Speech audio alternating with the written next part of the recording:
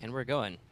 And on today's episode of Let's Talk FGO, our 200th episode, we will be talking to you about Summer 4, the Las Vegas official something. The translation, I've heard it both ways, so we'll see. It's not announced yet. Hi, how you doing, guys? Heyo. 200, huh? Yeah. We're having a little bit of a spur-of-the-moment live stream thing, but I just asked earlier today, I was like, hey, Lucky, this is episode 200. Should we stream? And you were like, yeah, we should stream. Here we are. Lucky's punching a boar. Yeah. Fuck this boar. So that voice you heard is Lucky, the self-proclaimed boar slayer. I am your other voice, Omega. I'm running the audio tonight. And I could think of a funny joke, but I'm fine not doing that. I'm very exhausted. I've been packing many boxes. Good morning, Australia. Good morning. All right, so on today's show, we're doing it live. Like I said, 200 episodes. Very special, very cool. Super cool. I still am recording the audio version, of course, for our lovely patrons who help bring you this episode. I would like to remind you, this episode is brought to you by our patrons like Adam DeHarp, Anga Comics, Kazima, Critic 10, Placeholder OG, Carlos, Qua, Dragon, Ferris, Jeremy Vasquez, Jonathan Sandoval, Kai Den, Legendary Boss Hunter, Liam Kessler, Reach Raptor, Road Robin, Trevor, Shawnee P, Sangway, Soda Son over 2 and 723. If you like what you do want to see more, consider supporting the patron. You get access to episodes early on, so it really help us out. Thank you for your support. Thank you. I usually save that until after Lucky does his intro, but when live streaming What's Up, I've been really bad about remembering to do it, so when I had the moment, I took it. It did. He just ran on. It's fine. Like I said, I have to super multitask today. But regardless of that, I hope everyone is enjoying Fate Grand Order, aka 1 week till anniversary.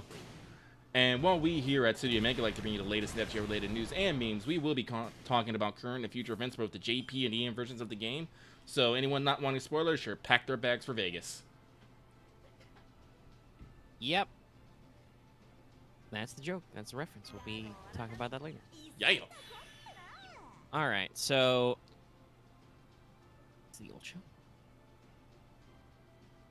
Yeah. Hope everybody's doing okay. I've been hearing about a couple of earthquakey things. I know it's raining outside right now. You know, the world is a wacky and wild place right now, and hopefully you can settle in and listen to some smooth Let's Talk FGO. I don't know how smooth this is, but hey. We can be smooth. We're Vegas smooth, baby. I don't know if I want to be Vegas smooth. It might be a little too smooth. Hold on, let's ruffle the edges. Maybe we should impersonate Elvis. Thank you. Thank you. Well, thank you very much. All right, that's enough. There's our oneer. We'll get that out of the way. But all right, let's just move swiftly on. We've got a few items of light business to move out of the way. But we will first check in with everybody's favorite Kohai, Mash. Yeah. That's right, everybody. It's time for Wake the Fuck Up Senpai Regular Second for Pro Tips. I have a simple one this week. I'll explain later, but basically, Summer 4 has some interesting mechanics to do with QP. So if you're running low on QP, it should have huge payouts if you play your cards right. But also try to make sure you're not completely broke on QP right before the event starts. Because it does require you to pay in a little bit of QP to get it back out. Like I said, I'll explain that later. It's very gamble-esque. So don't be at like 0-0 QP when you start the event. Otherwise, you may have to like do a little bit of make work before you're okay. The drop should get you going in an economy, and there's a method for it. But it's definitely the kind of thing where you want to make sure you're not flat broke right at the start. Otherwise, you might have to wait a little bit before you can get some fancy pants stuff going. And that's it for pro tips. I thought of that, 5 minutes after I wrote the pregame when I didn't have a pro tip, in case you couldn't tell. I forget, do you want to fight Kiara during the night or during the day? Oh, gosh, I don't even remember. It's just a show-in of the night, so maybe I want to punch her during the day? Oh, is people saying punch her at night? Okay, I'll punch her at night. Yeah. Fuck it, I'll figure it out. What's the worst that could happen? It's only 10 AP. It's only 10 AP.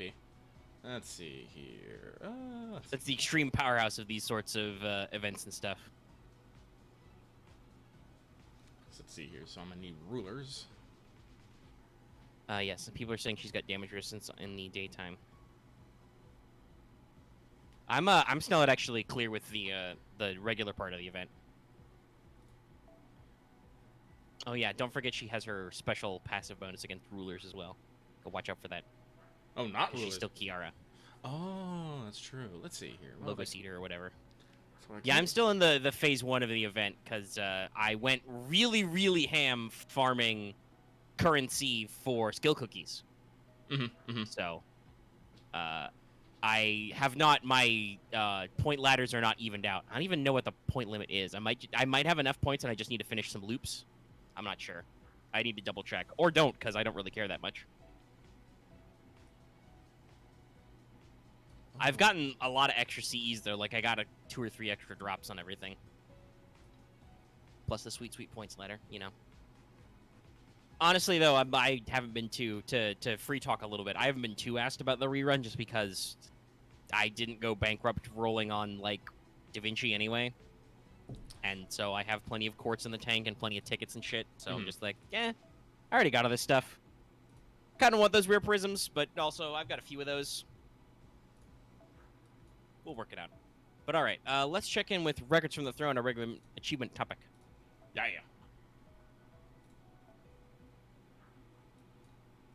This is you, I'm pretty sure. I didn't write this, even though it's not in the color.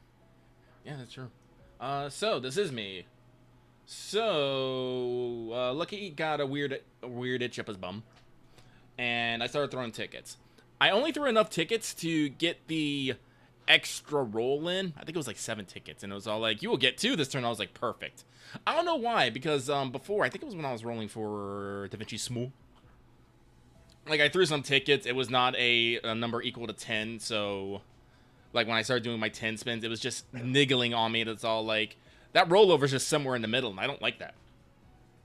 So I rolled enough tickets, but I was able to actually get something nice. I did get me another MHXX. That brings her up to a lovely, lovely NP3, which is never bad.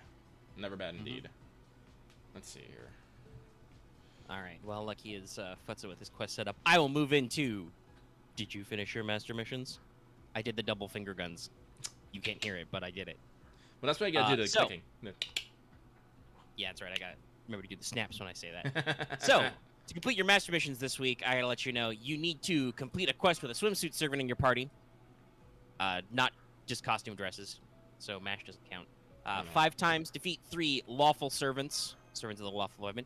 Defeat 15 Earth type or Earth attribute enemies. Obtain 50 Gil bills. Obtain 50 Fluffy bills, and obtain 50 BB bills. AKA, everybody say it with me now, do the event. Very specifically do the event, because, you know, you can't get some of this stuff other ways. And I have accomplished all of this very easy because the money drops are pretty good. You just gotta know where to go. Get stuff. Let's try this. All right. Well, with that out of the way, we can probably just move into our one major bit of the skelograms. Yeah. Which, you know, fairly important, decently building up, but also still in very early phases. So, I believe it was earlier today, JP launched their first details of Anniversary 6. So we know that their first event starting off this week of whatever they're doing will start on the 27th of July. The first day is FGO The Drama Log, which is full of large capital letters, which will be a flashback of Lost Belts 1 through 5, narrated by MASH. So spoilers. Observe at your own risk. But yeah, it just seems like they're doing a little bit of yet another recap for the past bits of story, in case you forgot. Even though we just released a video like 2 months ago that recapped the first 5 Lost Belts. Whatever, this one's actually going to be like, it seems like it's going to be a whole dramatic reading. They've actually said that they're going to have cast members over to read bits, so. Yeah, no, actually, I was actually looking at the cast list earlier. No, it actually looks like a thing. Yeah, so there'll be a decent amount of pageantry, obviously, because spoilers. And also being in Japanese, I won't pay too close attention, but it's nice. We also have observed that they are launching a social media campaign for this first day, specifically for the Drama Log event. Get so many retweets, get 12 Saint Courts. I assume this is going to be part of the usual big anniversary Saint Courts infusion. If they, you know, do this every day or so worth of events or whatever, you'll probably get a lot of Saint Courts. They have also announced and confirmed a Maya Sakamoto Unplugged event on the 1st of August. Unplugged, if you don't know, in the music biz, usually referring to like just instrumentals, no major studio setup, just raw instrumentation and vocals. So I don't know if that's supposed to be literal or just sounds cool, but eh. Okay, so my Vlad setup can give me like 500k damage. I think this is gonna work. I think this will work. Good job. You got thumbs up. Using that Vlad. He's MP5. He better be fucking useful. But yeah, that's the anniversary news we've mostly got. Though we have seen some new CEs revealed. We've got Melt, specifically Summer Melt. They said that it's Lambda. Ash, Himiko, and Jason. So Jason's already been promoted to CEs. Good for him. Good job. Also, good for Himiko. Unless she's not even a full year old. That was like October last year, I think, was that event? Yes. Yeah, it was roughly in the Halloween time slot. So, yeah, they keep rolling out some stuff. Still not entirely sure what the theme is. Casual, I guess, still, but it's nice. And it does seem like they're hitting some very diverse selections of servants, so that's cool. We will obviously let you know more news as it comes, but again, that's not going to start for, several days now, so next week we'll probably be able to catch you up with some actual happenings going on. But, yeah, that's what we got. That, and we have a whole heap and helping of the speculation. Because, a lot of people are wondering when banner, what banner, how banner. And it's still very up in the air. I don't know. I mean, so we talked last week a lot about, like, they showed the event slice and everything, like they showed the silhouettes all out there, and that still got a couple of free agents who could fit in there who are not available but are definitely Lost Belt related. If there's two of them, that doesn't really fit into, the anniversary banner scheme. But also, would that technically break the rule of, in the first half of the year or whatever? Honestly, at this stage, I'm kind of expecting that probably, 6 months ago when they made that silhouette image, they did not know how long it would take them to roll out Lost Belt 6. So I could see that maybe the silhouette doesn't line up 1-to-1 with their intended time frame, since we are now in the middle of July and don't have actually late July, honestly, and don't have all the people on it. So, yeah, I don't know. It does kind of seem like maybe Oberon and the other one will probably be the third banner for the third release in early August, which will be firmly after Anniversary, and then we'll have something else for Anniversary. What that is, who the fuck knows? I don't. It's truly all over the place. Everybody has a pet theory. And I'm like, Like, I'm still pretty jaded over the whole, Lost Belt 2 immediately into Scotty thing. The fact that we're literally in the middle of Lost Belt 6 because it has so many releases does not help my cynicism, but also I'm just genuinely, I don't fucking know anymore. Thank you, Julie B, for the happy 200. Glad you're here. Yep.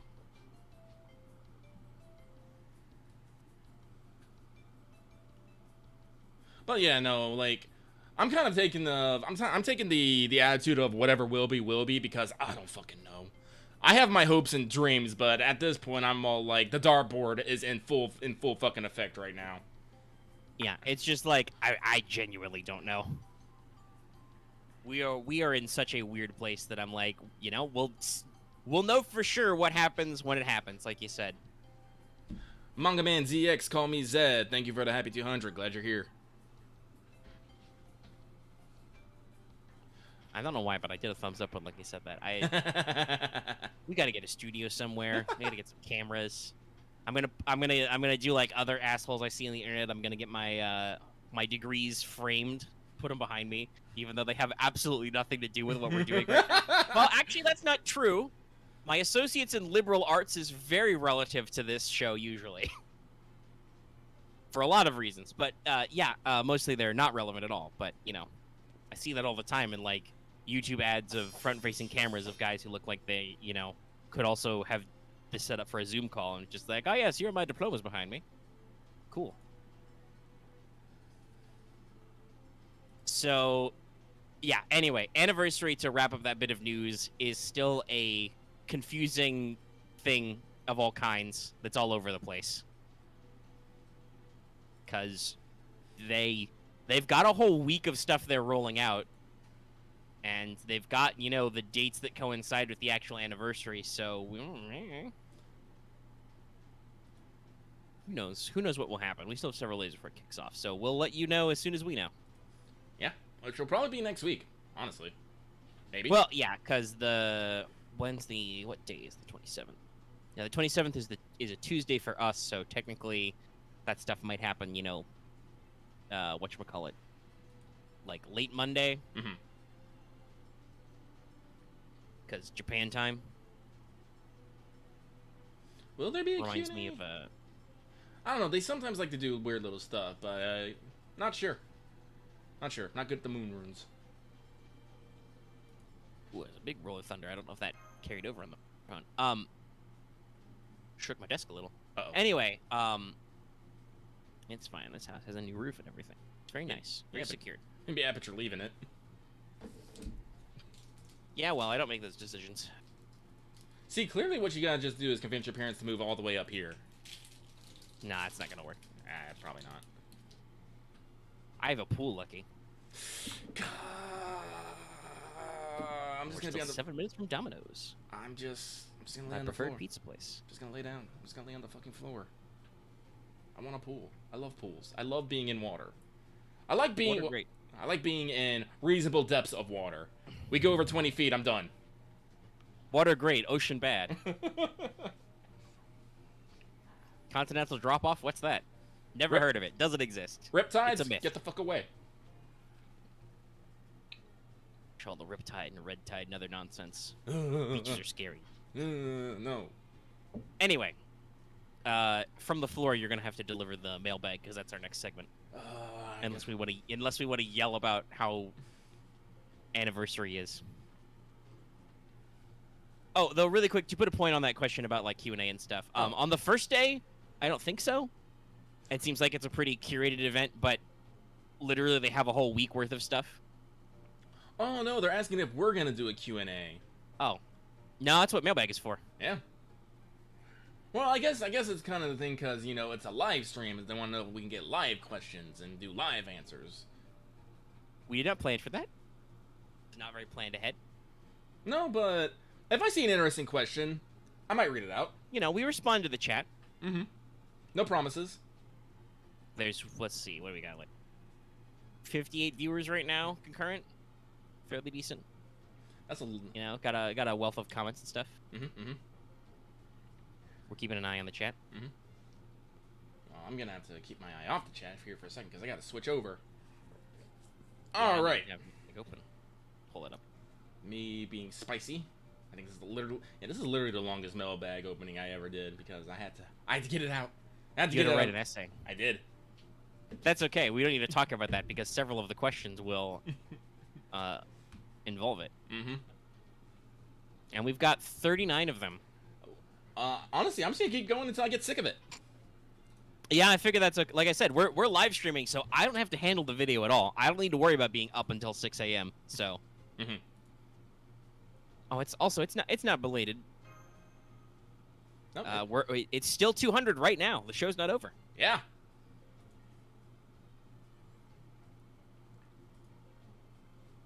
So that's right, everybody. It's the one, it's the only, and it's freaking live. It's time for this week's Let's Talk XBO. What? Let's Talk FGO Mailbag, the segment where we read what you have to say and comment accordingly. This week we have 39. We have no timer. This is gonna be a little awkward, me trying to play FGO and read these, but I'm gonna try. But here, I mean, for story segments, you could go. turn on auto and have an auto play while we read. Oh, that's smart. Whatcha? Brains. Brains. Business acumen.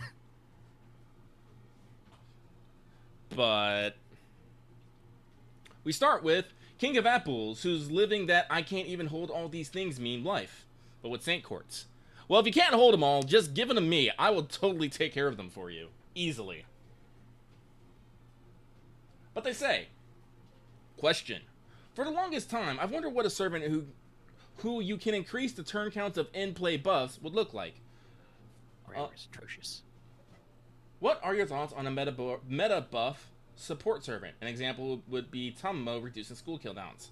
Ah, so buffs that more interact with the mechanics of, you know, skill cooldowns and stuff rather than, you know. Yeah, like it sounded like from the first thing, like increase the turn count. Like say normally, you know, buffs are like 1 turn or 3 turns or whatever. Imagine a servant who could be like, when this skill activates, all servants with buffs get 1 extra turn of their buff.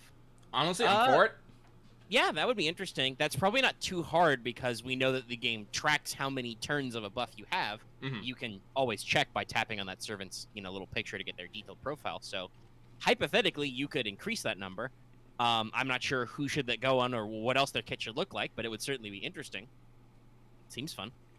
Also, wouldn't mind seeing that on a Mystic Code, maybe.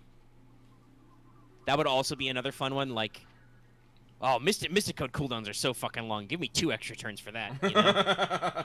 Turn 3 to 5, 1 to 3. That will be very baller for very specific servants. I think the only other thing is that obviously I would say that it would not and probably should not, because it's complex, interact with buffs that are only X number of hits, for instance. Oh yeah.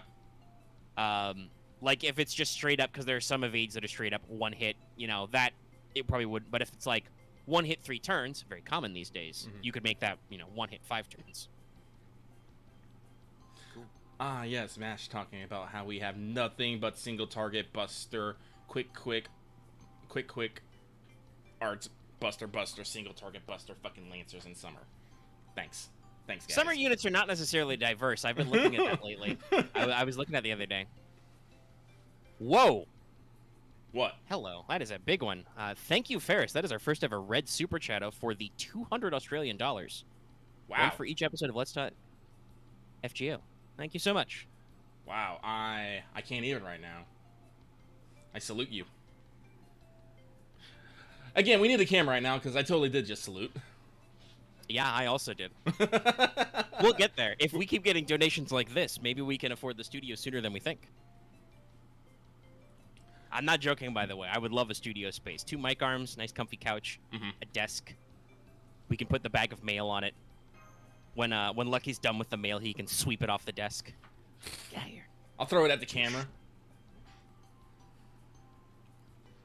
But all right. Yeah, no, Let's like continue. Yeah, but unfortunately, like I said, I'm for the idea. Cannot think of a whole kit surrounding that one particular mechanic. But we move on. Thank you very much. This next one comes from Seeker of Casino King Bun Bun. Actually, is that a Ruler Artoria reference now that I think about it? Probably. We'll see if they change their name. Soon. But they say, sending more weekly well wishes. Like, ew! Oh no, I'm dying. Oh. Thank you very much. Super appreciate it. Hope your week goes well.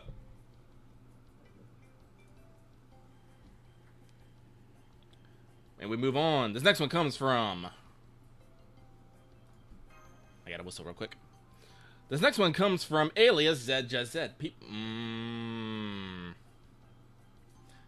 Comment, trying something out. I see what you're trying out there. Question. So I'm a fan of Magical Girls, and the only events that are about Magical Girls are the Aprilia event and Oniland. With all these talks of vaults, I'm wondering which characters would you think would make an interesting Magical Girl alt, and which characters you want to get a Magical Girl / boy / mascot costume. I mean, John is a canonical Magical Girl. Yeah, we still get that. Let's see here. Wasn't there a tweet about Magical Girl Semiramis? No, that was just the swimsuit Semiramis. I forgot. It was one of the two. I think there was some art because Semi was actually usable as a bonus servant in the rerun of Prisma. Ah. Remember the timing right. Some very funny there. We made a lot of jokes back in the day in the first run of the Prisma event about, you know, the best Magical Girls, Maeve, Raiko, Ku Alter. I mean, honestly, I do think like a Maeve Magical Girl would be on point. Honestly. I mean, she was one of the Magical Girls. I wouldn't mind an interesting costume. Yeah, costume. They've done some stuff with her art. Mm-hmm. I know she already has a costume, but Nier has 2 costumes. Nothing. Well, Nier has 2 full costumes. Several servants have multiple minor costumes. So, you know, sky's the limit. Actually, Nero has 3 because she has Olympian Bloomers, the anniversary costume, and the fucking idol costume. Oh yeah, that's right. They gave her a 3rd. Yeah. That's right. That one hasn't happened for real, so I haven't seen it. I don't have a canon magical girl outfit. I mean, I'm not gonna say no to Magical Girl Mikan, okay? I mean, I would say I think the more iconic looks are JK, you know, schoolgirl Tamamo or Tamakop. Yeah. Though her whatchamacallit, her origin form in CCC is also very wacky. Oh shit, that's right. I could actually go see that scene now. Fun fact, Lucky's been being an animal and been bidding on Shop Goodwill recently. And he was actually able to get the limited edition version of Fate Extra for the PSP. It still has the fucking music disc and art book in it. I was all like, yas! Nice. It was very nice. Currently, I'm bidding on the DVD box set of Fate Stay Night. We actually had to talk about this. People are all like, why not Blu-ray? And then I showed them a picture of how much the Blu-rays currently cost, which is like $199. Yeah, people ask you, why not the Blu-ray? And I'm like, well, there's no fucking way the Blu-ray's affordable. I know how American Blu-rays work. Yeah, no fucking way. Dean. Yeah, original Fate Stay Night. Yep. The actual Fate route adaptation. Yep. Eventually, I'll get UBW, but I'm getting what I can where I can. I would also like to say, for this hypothetical question, which we are technically still in the middle of, I'm also not going to say, right, like, there are also additional characters from Prisma who are not represented yet, so we could, you know, still also see a sequel to that, which would include other things. Well, bully for you, Tyranno King. I can't. I looked. It was like, yeah, it's on Amazon for $199, motherfucker. Yeah, it's $200 now.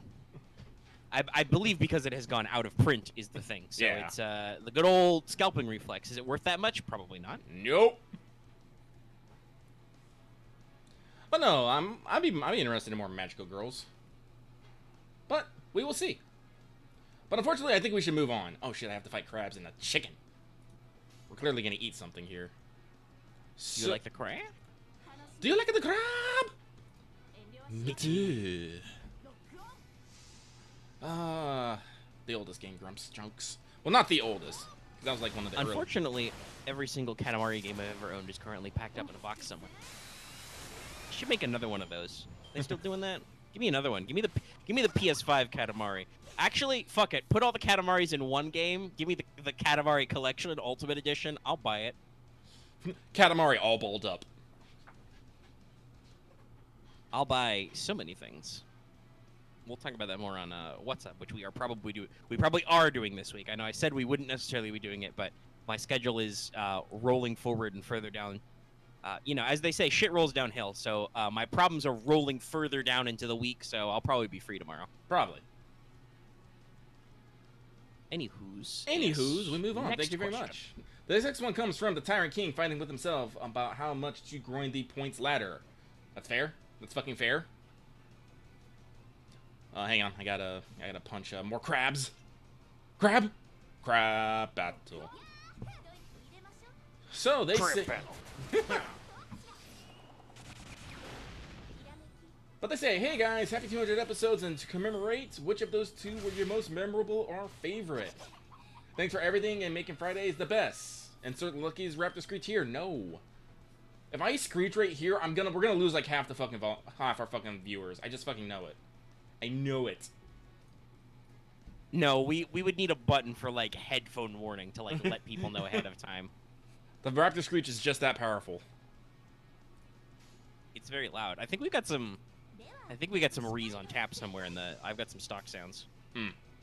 By which I mean that Lucky has clipped himself and put it on there. By the way, you too can now access the function of clips below the video. I don't know if it works in the middle of a live stream, but I think it does. Hey. But speaking of favorites, unfortunately, Lucky Memory is shit. Yeah, gosh, so 200 is a good number because that is close to 4 years, which is soon. That'll be early August. Will be 4 years. Yeah. That means we've been doing this for 4 fucking years. You want me to remember which shows were the best? I don't know. Usually the ones that are well viewed. we've had a lot of fun usually doing anniversary, like the actual FGO anniversary episodes. Those are usually big sells for people. A lot of fun. And in general, I mean, they're entertaining. I hate myself afterward because I usually have to edit them together. But, yeah, the episodes where we just talk, like, at story stuff at length, you know, for 5 hours are usually pretty fun. People like that, too.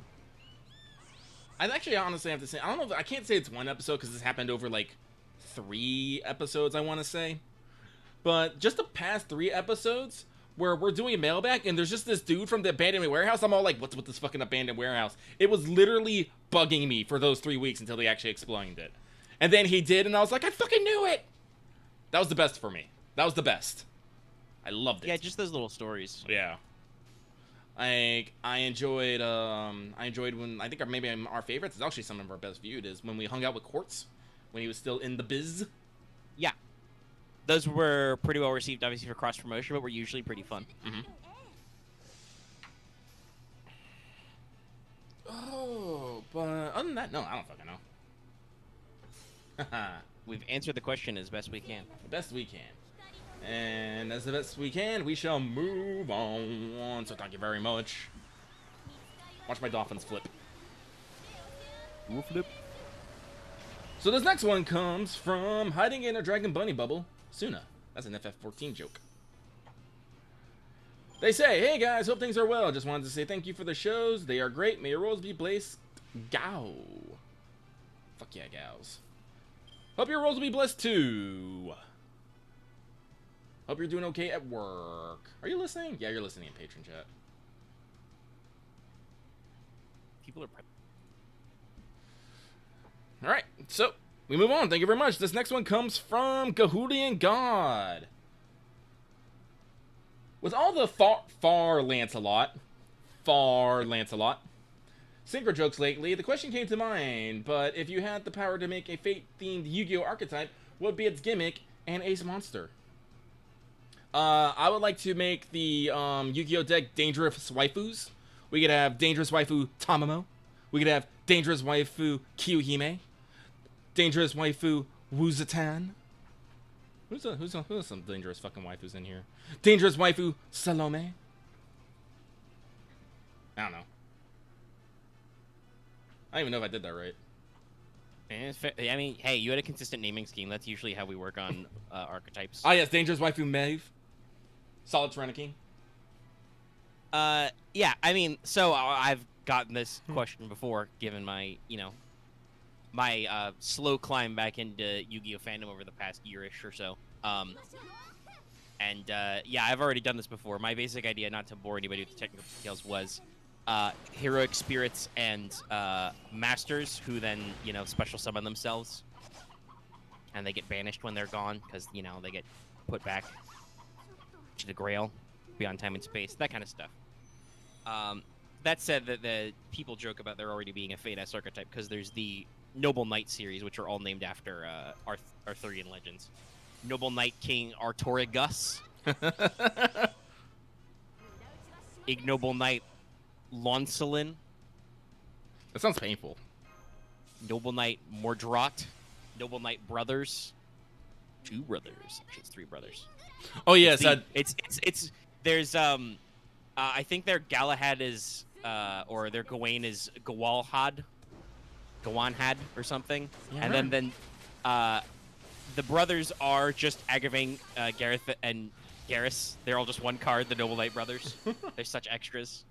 Oh, by the way, also Dangerous Waifu Morgan. They also recently released a new version, Infernoble Knights, who are fire type, which are the Paladins of Charlemagne. So there's Infernoble Knight Charlemagne, Infernoble Knight Astolfo. Many jokes are had. I believe Astolfo was a common. I've got a couple of him lying around. That was in the product cycles I bought. But yeah, no, there's the gimmicks. Yeah, neat. Oh, they also finished with P.S. Congrats on your milestone. Thank you. Now we have Explained it, and we move on. Thank you very much. This next one comes from, feels like taking one step forward, but research causes 2 steps backward to happen. They say, hello, Lucky Omega. I'm here to ask you guys something. In the game's profile, some servants can be multiple classes. Karna, for example, can be a archer, or a rider, or an archer. Do you think we'll get alternative forms of these characters in different classes, or no? No, this wasn't a question I wanted to ask this week. I can just ask about it next week once I can think of how the word is good. Anyways, have a good day, guys. I mean, yes, / no / maybe? Shrug. I mean, you never know. You never know. It's like here's the thing.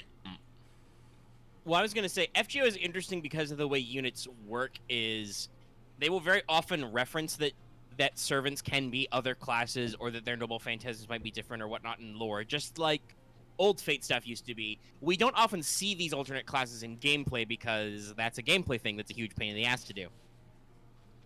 And then, honestly, they'll just throw whatever servant into whatever class they want. Remember, we're getting, what, Saber Karna? A boxer? Yes. Because Ken means fist and sword. Sword, fist. Fist, sword. So, it's like, yeah, you don't definitely, like, you're a particular servant? I don't know, maybe, but honestly, they necessarily don't need a rhyme or reason to put any sort of servant in any sort of class. It's literally, it's a dartboard of choices. Yeah. And I mean, we've seen some interesting alternates where they actually, like, do go out and do serious bits. We got a lot of Artorias there. That's not a guarantee of anything.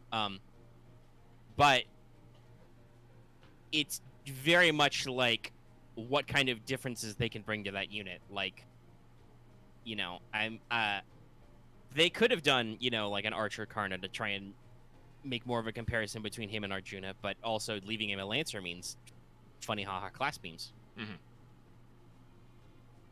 I mean, I know obviously there's an Arjuna altar now, but we also got a Super Karna skin.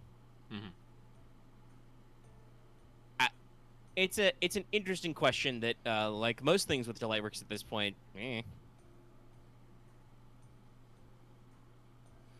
So unfortunately, we don't necessarily have a clear-cut answer. Damn you, lock screen! So, we will go with just what we know. But thank you very much regardless. Glad you sent something in. We move on!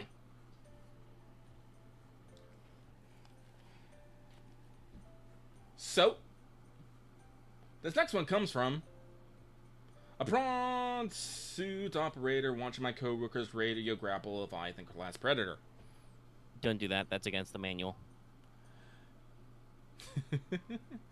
But they say, pick a servant and tell me they're fighting with a dinosaur. No. Kyokoyo. T-Rex. Perfect. Moving on. Thank you very much. Chaos Dunk. So, this next one comes from a master a master who has a perfect cattails for Summer 4 now just needs a summing chant. Maybe that man in a red coat and white hair can help me. Hello, Lucky Mega. What is the best cattails you have /are planning to use? Mine is the Excalibur Casino. P.S. Felice 200. Oh. Is this is this an autocorrect problem? Well, I'm pretty sure they're trying to say catalysts. Yeah, that's what I mean. Because like when you say cattail, I think of you may also know them as bulrushes in some areas, or I think the technical genus is like Tifa. They're that type of reed with the very thick end. Yeah. Use them to play with cats. Well, yes, I would totally like this to like wave cattails over a summoning circle and fish out servants with it. That would work. That would work for some, I think. Like, bait out the servant. Yes, I would like to summon Fairy Kate Sith. So. But yeah, I know. If I had catalysts, they're all in boxes right now. See, I'm gonna use the ultimate catalyst for a casino. I'm gonna pull out my fucking wallet. Maybe I'll play the God, what do they call the gambling area in Pokemon again? Is it just the arcade? There's a name for it. I don't remember.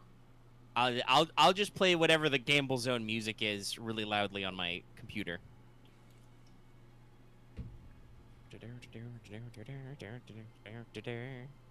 The Game Zone, yeah, that's right. I was close. I think it is the Game Zone in some games. Game Zone. You can't say casino. It's a children's game. Listen, I played Pokemon Gold at a formative age, so all of those soundtracks are like burned into my brain. Also, so is the low HP alarm. I literally can't hear some of those songs without just ding dong in the back of my mind. Fuck you, Whitney. Fuck you, Milk Tank.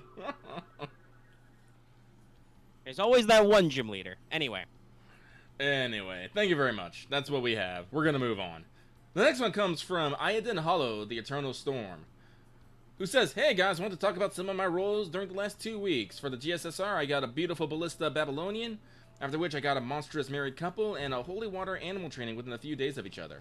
Hope you both are keeping cool and hoping for good luck with Summer 4. So I'm guessing the holy water animal trainer is John, and the beautiful Ballista Babylonian is Caster Gill? Then who the fuck is a monstrous married couple? I don't know. Oh, I guess, yeah, beautiful Ballista Babylonian could be Ishtar, duh, yeah. Mm-hmm. Monstrous married couple. Oh yeah, we had a Lost Boat 3 raid up. It could be the husband and wife duo. Oh, okay. That makes sense. They were technically on a raid up, yeah. Neat.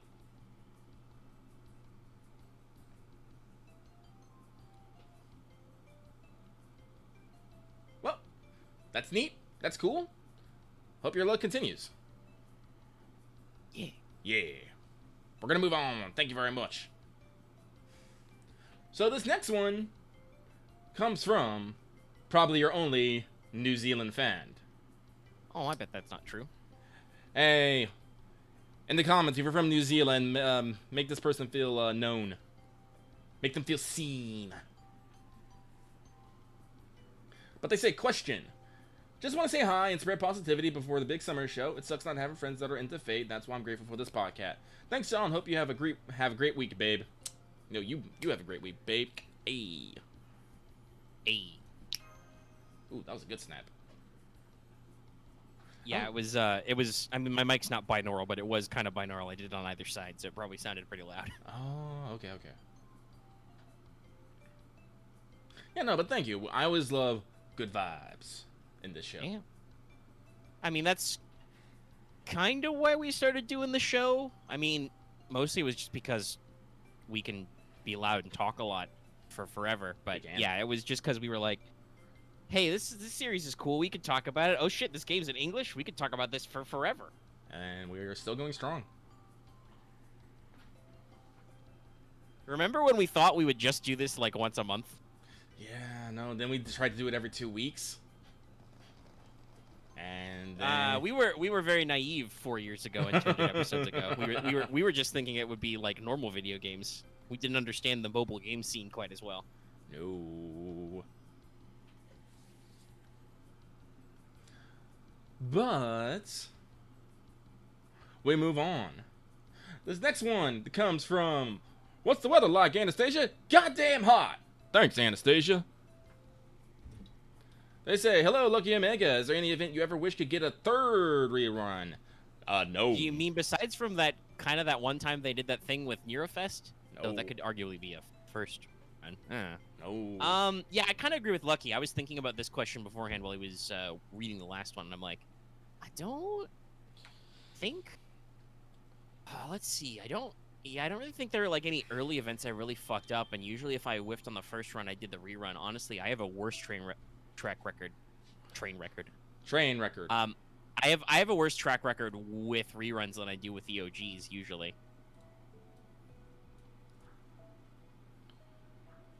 Cause like honestly, like playing the event the first time, it's great, it's fun, it's wonderful. You have a blast. Second time, you really don't actually pay that much attention to it. You're just there for stuff. Like, rather than just give me a third rerun, just give me a new event with the same stuff.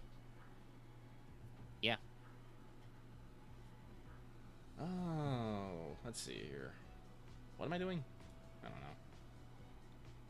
You're punching a berserker. I am punching a berserker. Punching a berserker with archer. You can pick from 2 community members.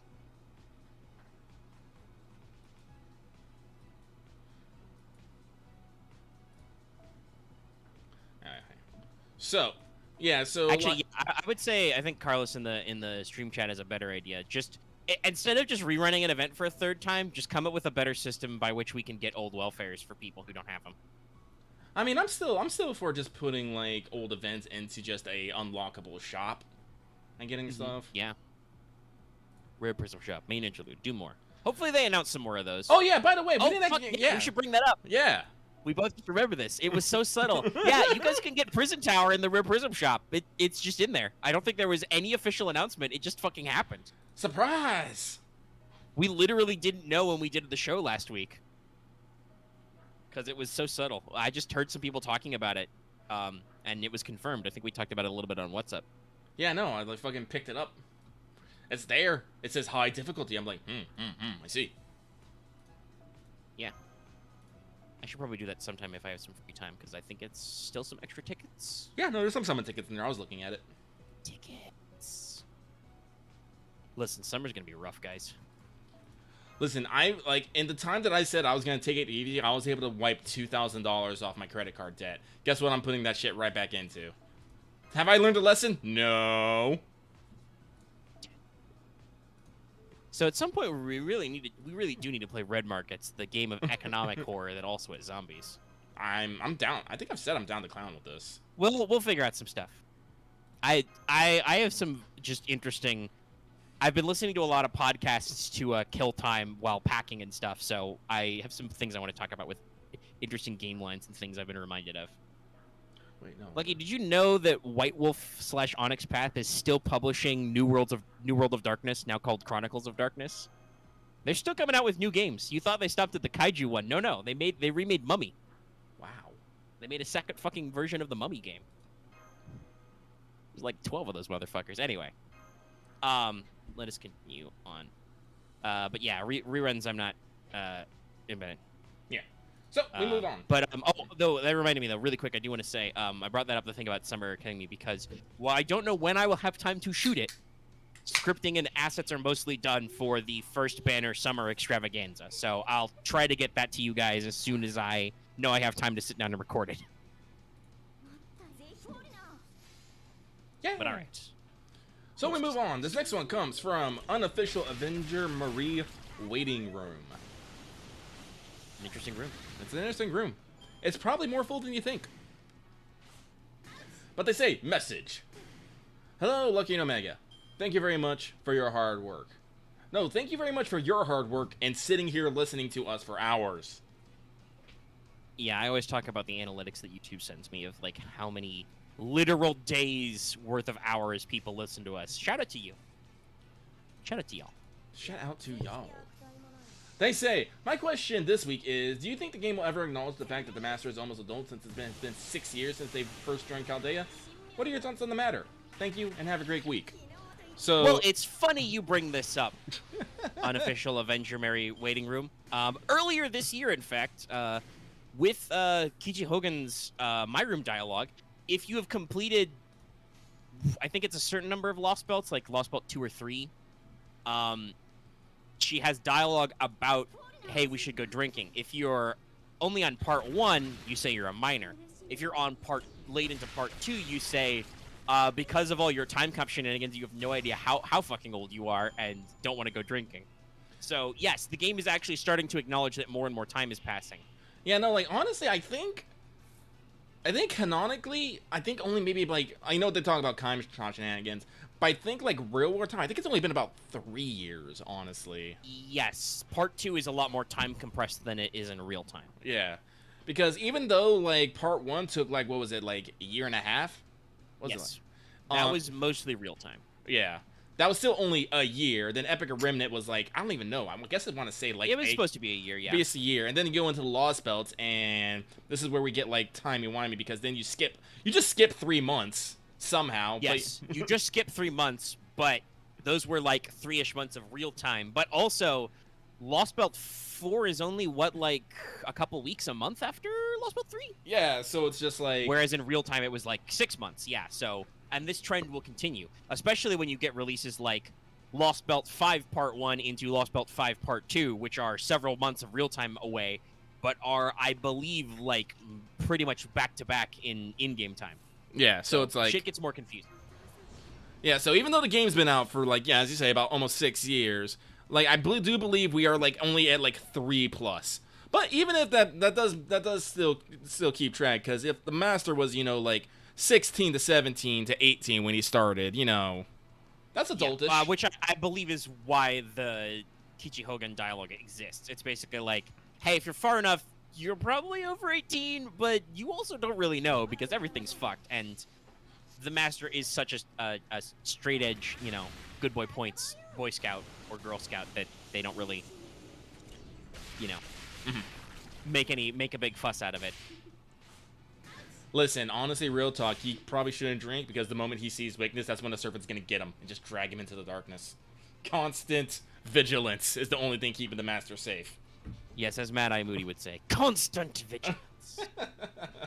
It's very important. That's what I was going to say. I mean, listen, I know that shit's stressful. I wouldn't drink alcohol in this situation. No. I would be drinking the servant coffee all the time. No sleep. Never sleep. When you sleep is what events could get you. Listen. Events can't get you if you're awake. Listen, you're just not safe, man. Like, you fall asleep, you get pulled into alternate worlds, you get pulled into other dreams. You constantly have serpents just sleeping under your bed. I think it is just canonical that Kiyohime just hides under your bed at night. Yes. Fucking she invades your room. Shuten and not Shuten, Raiko and Serenity are just are part of the constantly sneaking into your bed trio. It's terrifying. It's terrifying. Don't drink. That inhibits your judgments and reactions. You need those.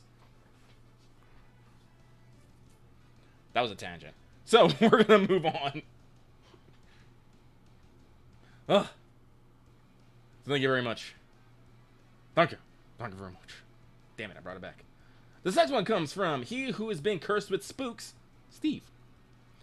They say, hey, Lemon Drop Lucky. I love lemon drops, by the way. And Orange Safari Omega. Hope summer's treating you all right. I hear NA's been having a pretty torrid summer, so please stay safe and take care of yourself. Stay hydrated. Actually, it's really, really weird. Ever since we had that that weird, just that slam of heat, breaking, Pacific Northwest records, we've actually had a really mild summer. Like, it's been like, it's a little shocking. It's just like heat dome. It broke. It broke. And it broke something when it. To still be 90 degrees and rainy here, and the air is always the consistency of water. So yeah. Yeah, no, like right now it's thank you, handy dandy weather update. It's 79 degrees and sunny.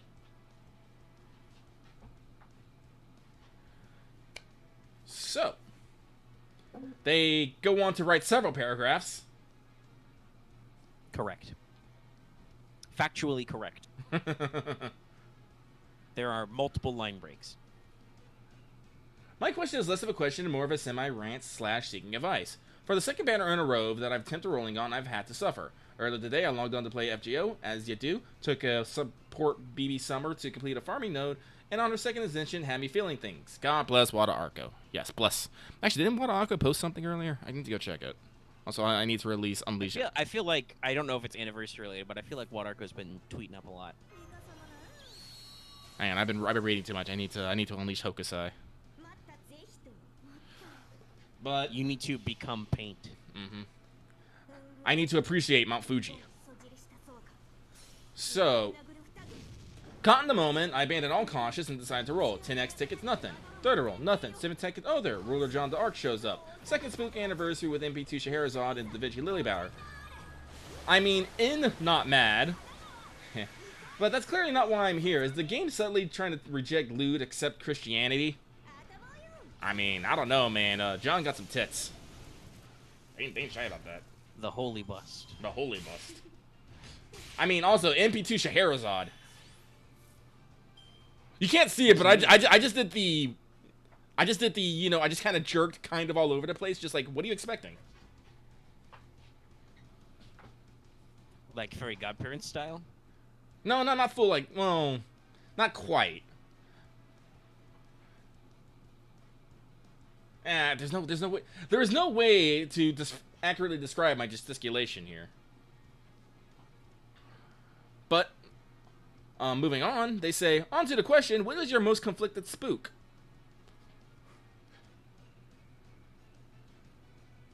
I'm trying to think here. Listen, I spend too much money on this game. I really do. Wheels are turning. I have spent less recently. Like I said, I've been able to recover down to my, like I said, like, what is my credit? What is my credit limit? Hang on. Because this is actually important to me, because I gotta plan out my finances. Because I'm a goddamn adult, goddammit.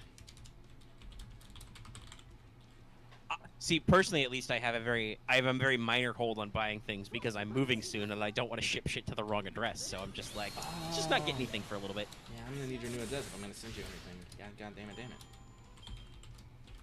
Clearly, because I'm just gonna send you more books and just make you just suffer that much more. No, please don't. My books are already in boxes. You gotta wait. Man, what is my credit limit? I'm actually curious now. Okay, my credit limit is $9,000. Yeah, I was at $6,000 I owed. Now I'm back down to $4,000. So I'm under half.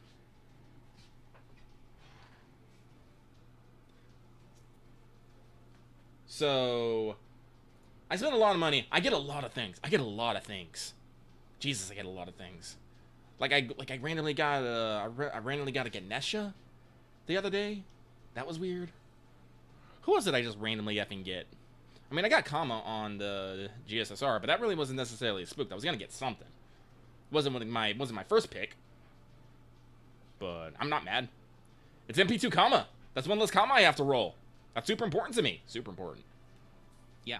Oh.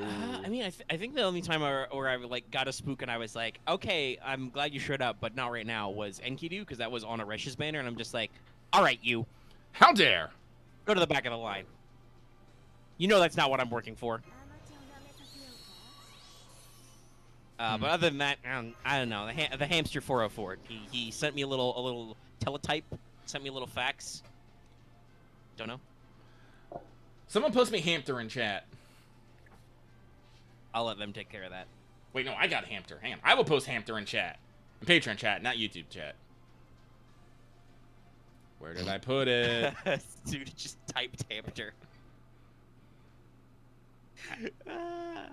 That is not the hamster video. Do not post that me. You animal. Don't you worry. Lost got you covered. Now, this is the better hamster one, though.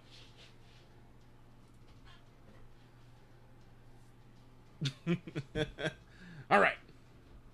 Hang on. Let me release Abby on Herc. And then we'll follow up with... We'll see you later, Julie B. Hopefully you come back for the rest of the VOD. VOD. Because remember, this stream will be available later on our channel. You can watch back anything. Have to get up and go to the bathroom? That's fine. You can watch it back later. I love Abby's MP. Look at her go. Just scary. Yeah, it's a good one. So, they finish off to say, hope you have a wonderful weekend, and best of luck on your future roles. I swear to God, if I get a Vlad or Nightingale spook on Samurai Musashi's banner, I'm going to fly to Japan to get don't answers. This is when Grammar. Lucky just eyes the camera. The rage-lish, the angrish-lish is just coming through. No grammar, only rage now. I mean, you're talking to a man who unintentionally got an MP5 of Vlad, so... I never at any point wanted a Vlad, and I have him at MP5, and now he's like level 90, 10, 10, 10, because god damn it. Well, yeah, you know, you work with what you got. You like the arts. The game says to do the arts. Yep. Ironically, that's what Summer Musashi is also for. Yeah. P.S. JDA was a target on the free ticket next year, so at least I can choose someone else now. Now might end up going for Achilles or Anastasia. Are your picks becoming clear? I don't even know what we're talking about. I assume the SSR ticket, because Jean, regular ruler Jean, would be a permanent one, so you can pick her. Mm-hmm. Well, no Tamamo has appeared, so that's still my lock-in. I mean, I'm still aiming for Bradamante. If no Tamamo will appear, I will get arts comps. Damn you! Okay. One way or another. Uh, I've got all the servants who use the arts. I have an NP2 fucking writer Da Vinci. I don't have the Tamamo to go with it. Luckily, if I really need to go ham, I have a Paracelsus who's pretty decently leveled. Wait, I forget. Is Herc's evade based on hits? Or It is a turn. Oh, It's, okay. mind's Okay. eye. Okay, cool. So I did make the right choice there. Yes. Yeah, that is a question with some of these quests. Fuck making me fight Ku in the year 2021. Go, Fuji! That was really annoying. Yes, I'm going to protection from arrows on my NP turn, and I'm like, well, shit. There's not a lot I can do about that. Mm-hmm. I guess someone will die. Yeah. And then Summer Nobu came out, and she has a sure hit, and she's like NP4, so he died, but, you know.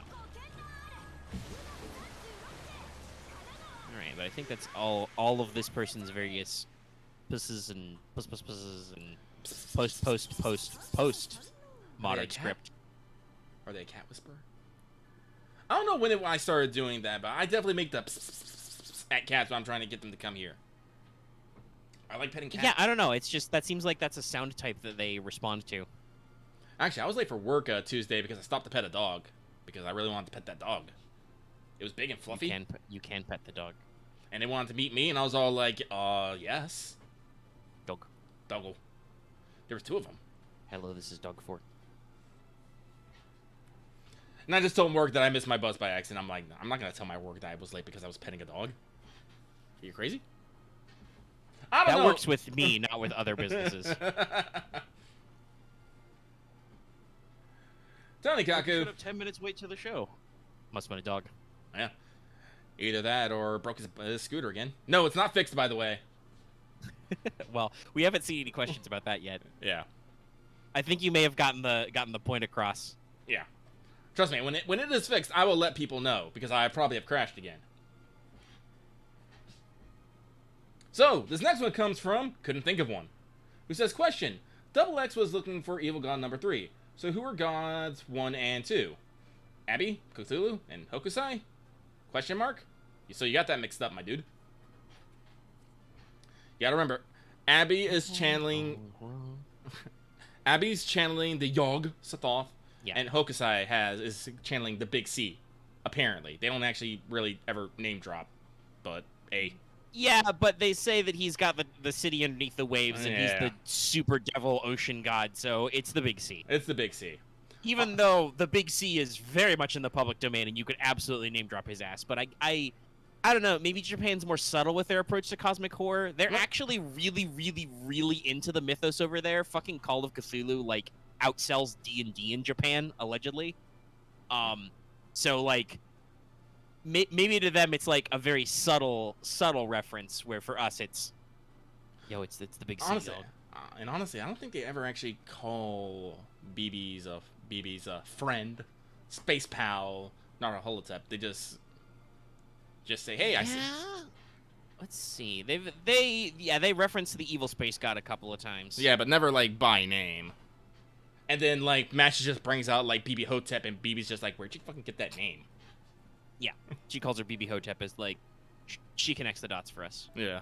I think we still aren't, other than inferences because of the fact that she doesn't get along with Summer BB, I don't think anybody has officially confirmed what Yang Guifei is plugged into. We just assume it's Cthulhu because she's fire and stuff. Though I do believe her being blue is wrong. I think Cthulhu is actually supposed to be red fire, but what the fuck do I know? Yeah, no, I remember we talked about this. Yeah, no, Cthulhu's supposed to be this, like, deep red, because there's another one that's, like, blue, but nah. Yeah, and then there's also Zulcha, who's green, but he's different. There's a wide variety of things, okay? Anyway, Foreigner's fun. Yeah, so... But yes, also to answer your question, yes, Evil Gods number 2, 1, and 2 were presumably the two confirmed Foreigner responses we already got. Yeah. And what Realm was trying to do was he was trying to make the fictitious real. It Like, basically- go ahead. No, you probably can explain it better. All right, so my understanding of his plan was basically all the demon gods who escaped were looking for like different ways to do their own thing, you know? Like in Shinjuku, that guy wanted to just kill us as revenge. Revenge. For fucking this shit up. Phoenix in Agartha wanted to die forever because it was immortal. There was an actually demon pillar in Shimosa. I think the one that showed up in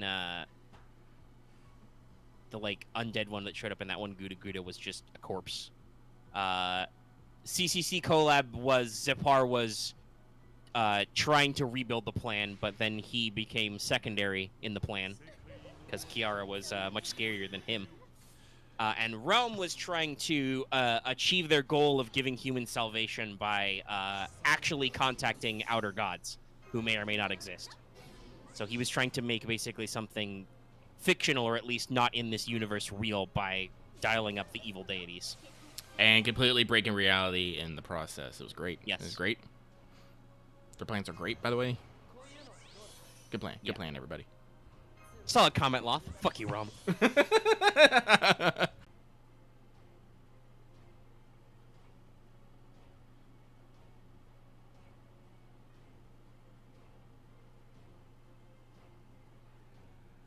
Okay, I think we're back. We just, lost everybody. God damn it. It's okay. Alright, we're live. Yes. Yeah, apologies, everyone. My internet just fucking died. Just all over the place. Just dead. Yep.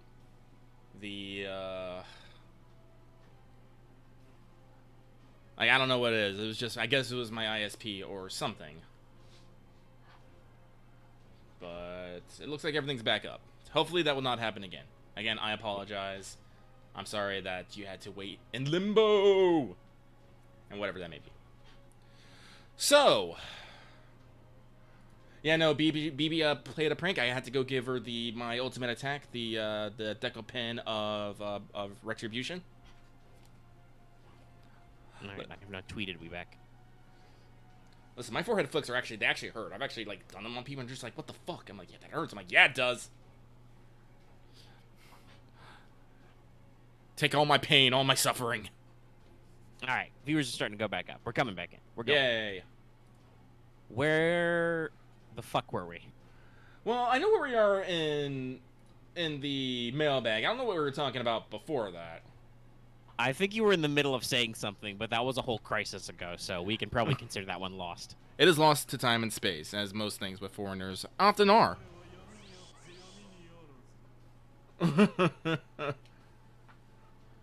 So, unfortunately, couldn't think of one. We're gonna have to just stop there.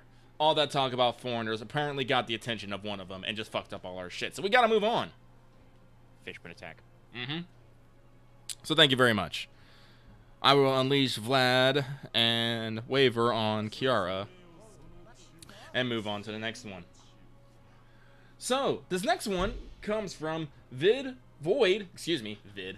Risen Flower, who says, Dear Spicy Lucky and Flamin' Hot Omega, I come bringing hope that both of you have had great weeks and a question.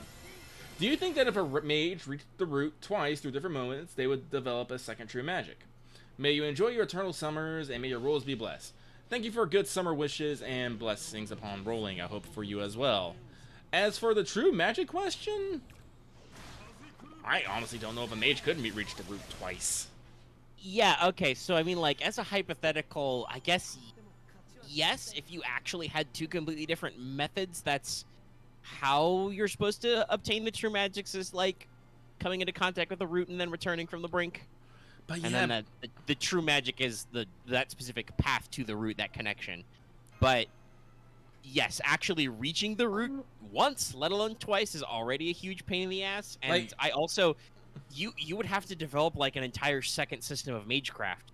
Yeah, no, like, because that's the thing, like, modern magecraft, well, not even modern magecraft is all about taking one fucking particular talent all the way to the limit to reach the root, and this usually takes several generations to do. It's like, Honestly, yeah, no, it would be like, God, fuck. I can't think of it that strongly. I really can't. Yeah. Also, is our little chat function working correctly? It looks like it. Can't read some of the last overlays. They're all dark.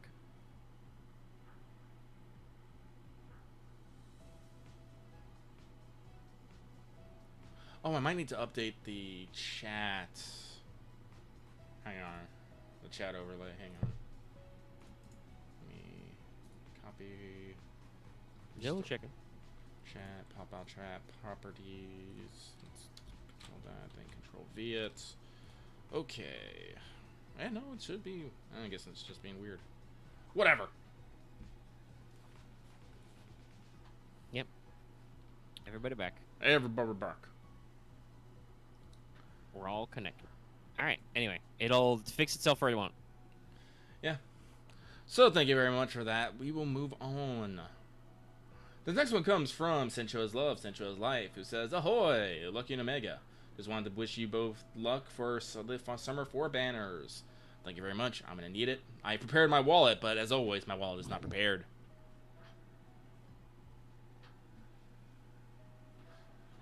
Whew. Excuse me. I probably need to crack open an energy drink or something. So this next one comes from Reading Self for Summer 4. They say, Dear Lucky Omega, what do you think of an idea of a mileage bonus for FP summons? It would work like login bonuses where quartz are rewarded after you roll a certain amount or break an FP threshold, like say every 100k or 1 million FP spent gives like 3 quartz, the next 100k 1 million gives like 6, and so on and so on and so on. I mean, I'm always down for more reasons to, you know, roll FP. Gotcha. I mean, not more reasons to get fucking Saint Quartz so I can roll. Yeah, I mean, I'm not opposed to the idea. I mean, listen, I have a decent chunk of FP. I don't actually like spending that much FP. Like for instance, their example of like, oh, every 100k you get like 3 Saint Quartz to a maximum of, you know, 30. I'm like, gosh, I wouldn't want to, even if I got 30 Saint Quartz, like a free 10 spin out of it, I wouldn't want to spend, you know, 1 million FP that frequently. Mm-hmm. As like, maybe like as a special master mission thing, sure, but like on a rotating basis, even on like a monthly basis, just like, ugh. So much rolls. So It is a lot of rolling. it's an interesting concept. I'm not opposed to it, but like I said, I'm worried about the practicality. I also worry for the handful of people I can sense future comments about not having that much FP anyway. So even at the 100k level, I think, you know. But yeah. Yeah. Damn me, fat fingers! There we go. There you go. You find it. I did it. So, thank you very Like much for that. 2,000 total? What? Sorry, responding to somebody in chat. Ah. Yeah. That would really exclude you from that system we just talked about, huh? But this next one comes from Moon is starting to work out and hopes improving her fitness, but 30 minutes on a treadmill left her on the verge of passing out. Please pray for this skinny, unfit human being. Listen, you don't start out with just flat out running. You got to start off with proper hydration, dieting, stretching, and low impact exercising. Running is actually don't run on the treadmill. Definitely just walk.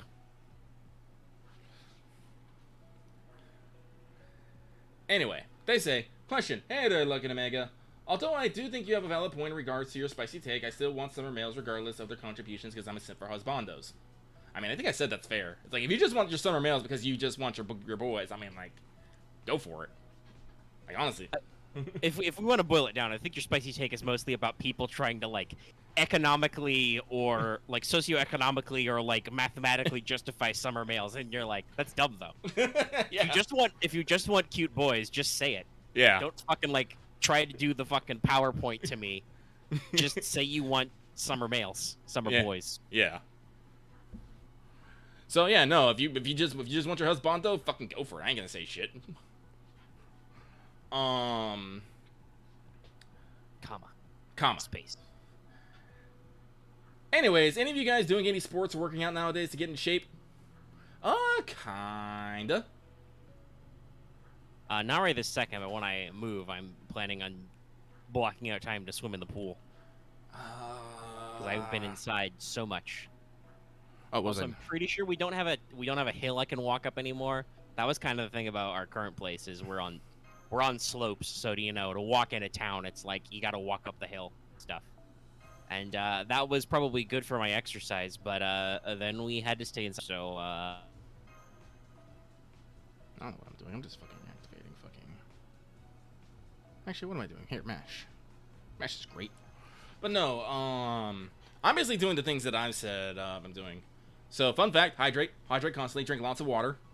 Water is needed for everything you do. And I do mean everything. Burning fat, gaining muscle, keeping yourself from dying. Spoilers for those times I've been developing a game about space biology. Your entire biochemistry is water-based.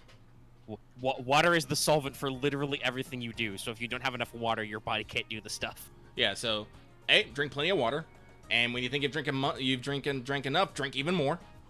Like I said, don't forget to stretch. Stretching is super important. Stretching basically loosens up your muscles, so when you start actually doing more strenuous stuff, you do not break yourself. Super important. Yeah, I've noticed I need to start stretching more. My flexibility is one of my key problems right now. And boxing, moving. And finally, little steps. Like honestly, very little steps. Don't expect to be like busting out on a running hours super fast on a treadmill. Start off with simple walks. Start with don't go for a run, go for a walk, and then walk until you run out of juice. And don't be embarrassed if you don't got a lot of stamina. I expect a lot of people these days, for those reasons I discussed, don't have a lot of stamina. So just find your own pace, find your comfortable, and then stretch it a little bit every day. Yep. Or every other day. Remember to rest your muscles too. Yep. Don't work the same muscle groups too hard, or you'll actually cause yourself some damage. Yeah, no, I wouldn't say have a rest day in there, but basically do low impact exercises like push-ups, crunches, squats, stuff. Rotate your workouts, Yeah. Work on arms one day and legs another. Yeah. And remember to never skip a leg day. Never skip them. So yeah, so take a solid walk, do some low impact exercises, and slowly build yourself up, and you will get there. Don't expect this to take. Don't expect. The other thing is expect this to take a long ass fucking time. You will not get this done in days. You will not get this done in weeks. You will not get this done maybe not even months. Expect a full year of going for this before you actually see the true results you want. Fucking motivated right now. I want to go do some push-ups. I'm not gonna though because I'm tied to a fucking microphone and headphones. Now, Lucky knows a lot about, staying in shape and stuff. He just doesn't fucking do it himself because he's horrible at it. Well, yeah, let's be real. There's a lot of stuff that's also there's a lot of pain in the ass make work in this. So you gotta always is key is motivation in anything. Mm-hmm. You can get burned out doing literally anything, even shit you like. So just work it out.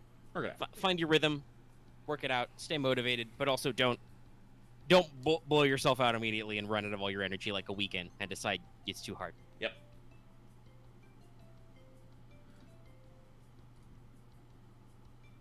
But that is that. And we move on. Thank you very much. The next one comes from Dave Lord Okfrasar. I don't know what that fucking is. Let's see here. Do you have any favorite moments when they introduced a new sprite? Crying Bedivere was the most impactful for me, although Drunk Jin K was pretty good too. Drunk Jin K is a really good sprite. It was wild. Honestly, this might sound like... Ooh. This might sound like a cop out, but fucking Blackbeard's Summer 3 sprites are the best. I like how he just pulls out all the fucking... He pulls out the fucking terrifying child face. It's the one where it's just blank eyes and just... That's a meme. He has the 3 phase where he's like... Yeah. There's a lot of those. Guda Guda usually tucks in a couple of really good funny faces. Yeah, usually got the... Make it a simplified look, yeah. Yeah. There's some characters who have little cat smiles. I think it's one of the Fairy Knights. I think it's Trishan actually has a goofy face. She has a very animated what kind of a face. A lot of fun stuff out there. Yeah, I think people have been memeing on that a bit. I will still say though, I love Rama Banana. Yeah, that's a dedicated sprite. That's good. Yeah, I'm just no, it's just Rama eating a banana. I'm like, okay, we're here now. This is great. I love it. But other than that, I Viewers mean, and playbacks are starting to come back. so like, also fucking Miss Crane. Miss Crane has some faces, yo. Yeah, Miss Crane had some great expression sheets. They're honestly, I think they're starting to get a little more creative with their expression sheets. Like they had a couple of gag ones, but now a lot of servants have some like at least one like guaranteed gag face. Maybe they're letting the artists get a little funky. I'm gonna call her mother this time. Yeah, she got mad at me.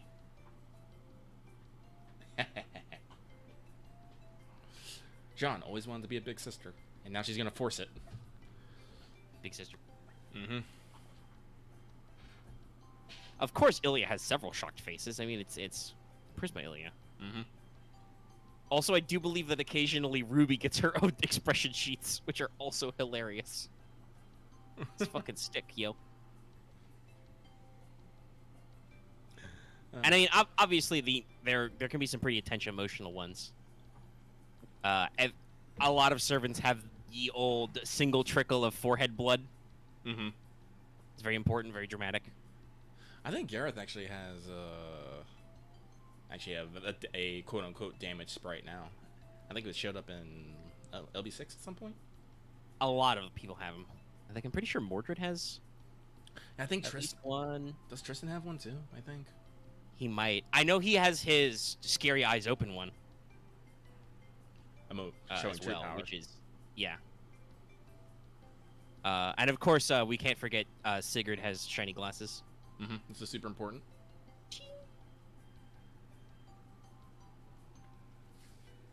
Yeah. Okay. I think that's we've run through a lot of them. Yeah. So, that is that. We will move on. This next one comes from Merkava Main, striving, with King Leo, who says, "Hail Lucky, hail Omega. I understand the demographics of the FGO player base, but what do you say are the odds of some guys getting summer skins? Honore. Delight works with Lulu Hall with sprites and no round table beach costumes. I will say I am still upset about this. Yeah, I mean, so I don't think we've seen playable versions, so obviously there's that. But they had full expression seats and shit, so Yeah. hopefully they'll get around to it sometime. Yeah, because they are good. I do like them Yeah. a lot. And they, like I said, when they go to all that effort, it's not like they just redrew glasses on somebody or something. Yeah, no. Like one of upcoming Summer Melt's fucking special sprites you can unlock because you can get her glasses at a different ascension. And she can have those big, that wasn't very cash money of you vibes. Like, they get there eventually. Like, it took fucking forever, but we did get Shinjuku, Salter, and Jalter. Yeah, they just needed the appropriate times to do those things, which is always the pain in the ass. I mean, I would have assumed that, like, by Summer 4, for reasons that I may or may not discuss later, would have been the good time, but they also had a shitload of costumes for Summer 4. Like, to remind everybody, not only do we have the full-blown costumes for Merlin, Siegfried, and Kotaro, but also this introduces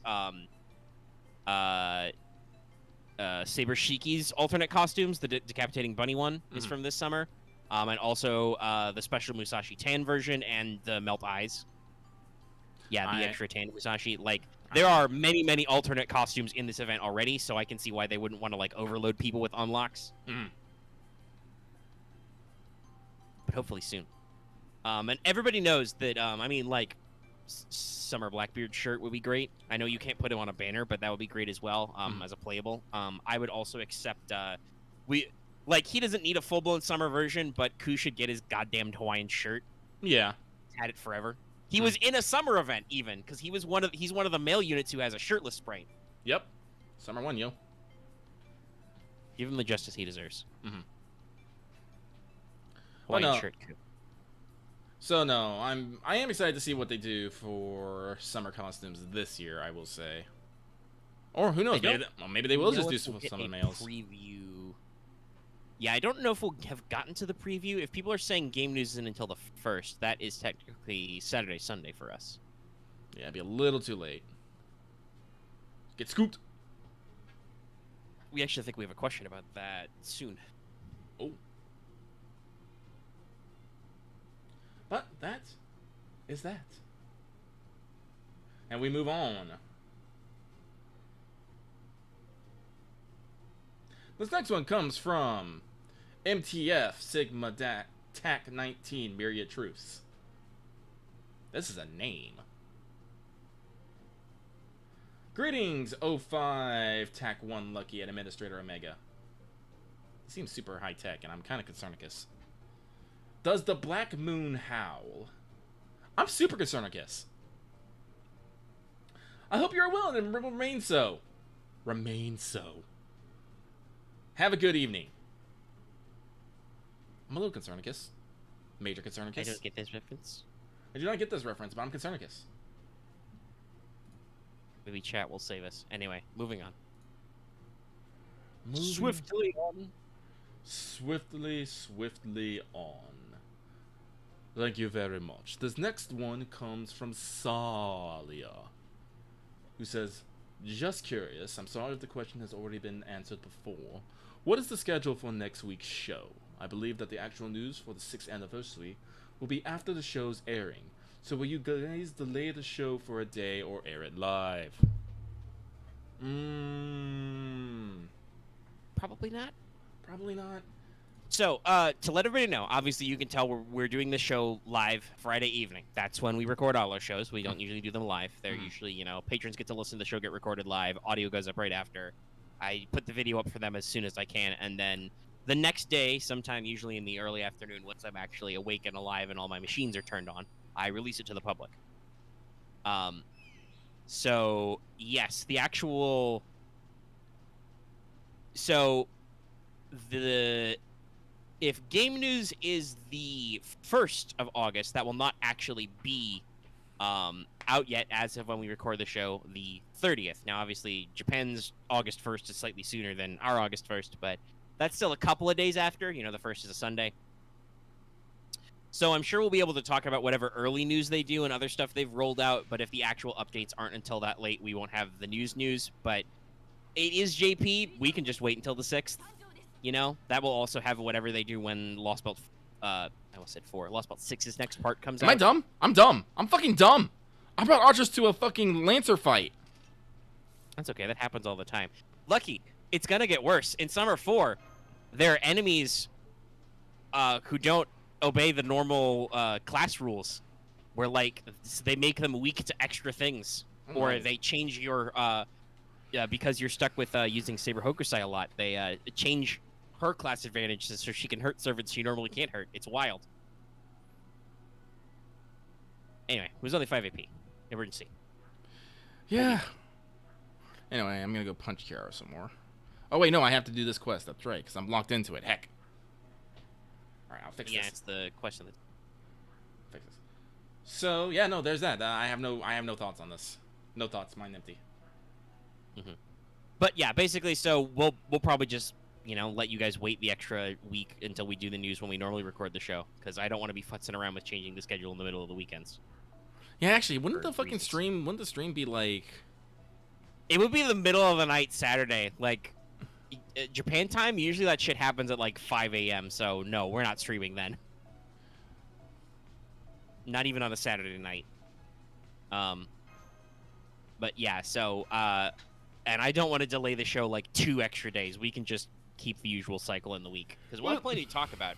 I'm hoping we're getting our actual like EN news about Summer 4 soon. How many days we got left in this event? Like 4? Yeah. Man, I really should figure out how many. You know what? I forgot to do it earlier because of the technical difficulties. I was going to go pick up my phone and actually do some more playing. I can go do that when Lucky reads the next question. But yeah, so we'll have real news for a show next week on the 30th of Friday. And then the 6th, Friday 6th of August will be our next show, and that will just be what we do when, Mm-hmm. That's how we do it. So, while Omega goes off and gets his phone, I will. Thank you very much for that question. We are going to move on. So, this next one comes from... It's time to get your game on, so let's rev it up to high five the sky and swing your pendulum into the V-Reigns. I don't know if it's actually supposed to be pronounced V-Rains. I don't watch Yu-Gi-Oh, y'all. I don't. What are you trying to make me I'm read? pretty sure it's supposed to be pronounced Vrains, but I don't fucking know either. V-Rains, Vrains. What is this? VR Troopers. Whatever. But they say, yo, Luckmeister and Omegane. Hope all is well. What are you most looking forward to in Summer 4, and why is Xerxashi's second ascension the best? I don't like these questions. Listen, guys, like, honestly, like, seriously, super seriously, don't be all like, hey, why is this thing the best? I'm all like, why are you trying to put an absolute on here? I'm just gonna slap you. You see this? You see this? This is your face. This is me. That's just what happened. Stop that. I mean, I have to say, it can't be the best, because that's not the one with the tan. Yeah, tan lines. Listen, I'm fully with Wado Arco on this. Tan lines are the fucking best. It's great. It's like, it just lets you see what is not there. It's like, And as for what we're looking forward to in Summer 4, you'll have to wait until I do the pregame later. Bye. Listen, I've never done Summer 4. I have no idea what it's about. I just know that there's, like, bunny girls and melt in it. So I'm just like, I'm there. I'm fucking there. Bye. Ooh. But that is that. So thank you very much. This next one comes from the Yinzer. The Yinzer. The Yinzer. I like saying that. They say, dear Lucky Omega, I'll keep my question short and simple. What servants have you grailed into what levels? I wish you the best of luck on your Summer 4 rolls. Mine's actually simple. I have grailed 3 servants, all of them to 100. It's Tamamo, another Tamamo, and then a third Tamamo.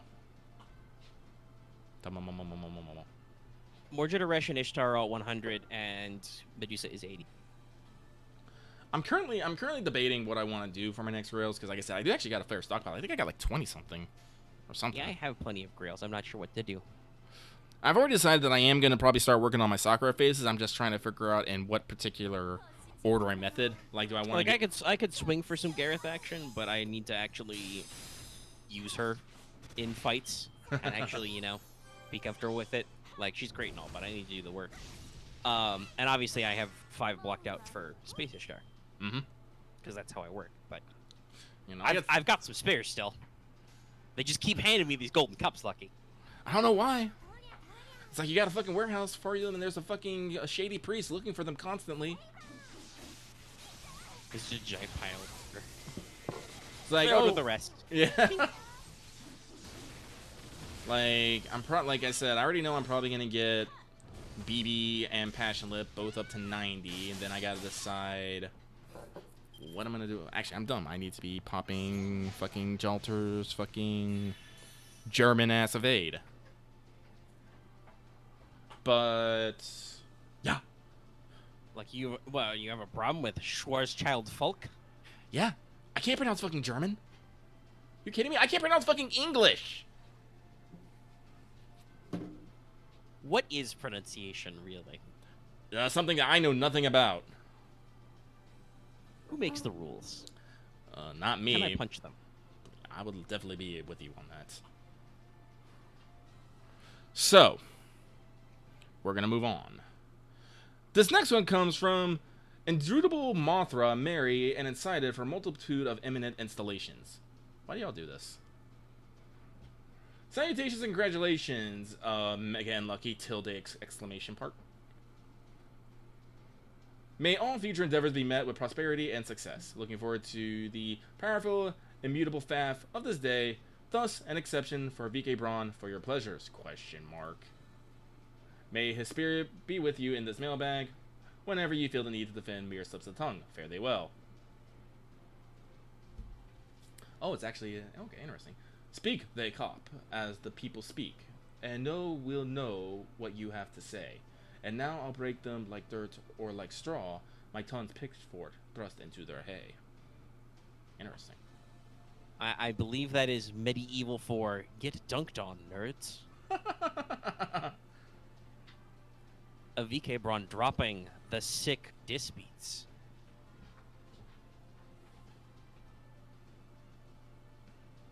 Yeah, so thank you very much for that. We're gonna move on. This next one comes from the abandoned warehouse. Wait, hold on. Mailbag this early? You okay, Lucky? No, fun fact. When Lucky usually goes to work on Monday, he usually uses one of his breaks to do Mailbag because that's when he thinks about it. When Lucky's actually on a schedule of some sort, he will do things that he's supposed to do. It's when he has to, when he's at home and he doesn't, and no one's forces him to do anything. He's just like, Anyway. Hey guys, happy week. I finally got my second copy of Summer Ushi. I had to buy the Dante's event from the RP shop for the tickets, but hey, it works. Question, cats or dogs? Arrivederci. P.S. I want summer mails just for the same reason I like summer servants in general. No reason at all. They're just fun.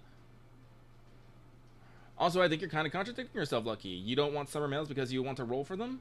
I feel that comes from your collectionist heart that needs to have all the cool things. Plus, they could always give us a great mail while fate summer. No, it's not contradictory. I don't want to spend money. No. I don't want to have to spend money. I don't want to have to invest, time, effort, spending time on farming all these things for. Well, we did talk about this. They are getting better with servant kits, but for probably a niche servant, that's probably going to be best used in summer. Like, I think I was complaining about this right now. Like, right now in EN, I can't talk about future summers because we're not there. We have 4 fucking Lancers, all with the same fucking deck, same fucking MP. They have different skills, but their skills are all generally hit harder. Yeah, it took them a long time before them to actually start branching out Lancers. Mm-hmm. Like, obviously, extra classes are extra classes. They're fucking weird, Yeah. like Summer BB, Double X, etc. But, meh. Yeah.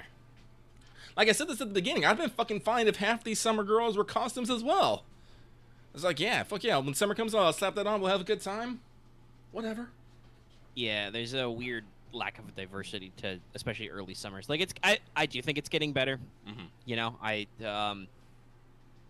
I've done, like I said, I scripted Wanted for the first part of the summer bannons, so, like, I do actually think that we are starting to get truly into the wacky and wild zone, and not just in the weird gimmick way, but in, like, the actual, like, oh shit, this shit's good way.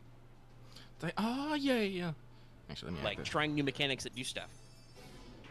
Nice. But, no, it's like, yeah, no, like, I do have a collectionist heart, so I do roll on summer girls because, like, guess what? I literally have every summer servant, and I don't want to break that streak. But that means I have to spend more money. Because I'm going to have to spend money. I always have to spend money. Like, God, fuck. God, I don't even, like, oh, God, I'm just thinking about, do y'all remember the fucking Summer of 13 Raikos? I do. And I'm just back here thinking about how when 5th anniversary does that, like, banners by year, I'm gonna have to roll in one of the early years because that's where I whiffed all the fucking summers. It's just one of those things of, like, I'm gonna have to spend a ridiculous amount of money. I have no guarantee of getting them. So I'd rather just have a costume that's free. I just have to have the base servant in general, which, usually isn't. And hey, guys, for Summer 4, guess what? All those costumes, story completion. Yeah. Not even extra shit. Just do the main story, you get the costumes. So I'm just easy as pie. I think you get Siegfried's, like, really fucking early.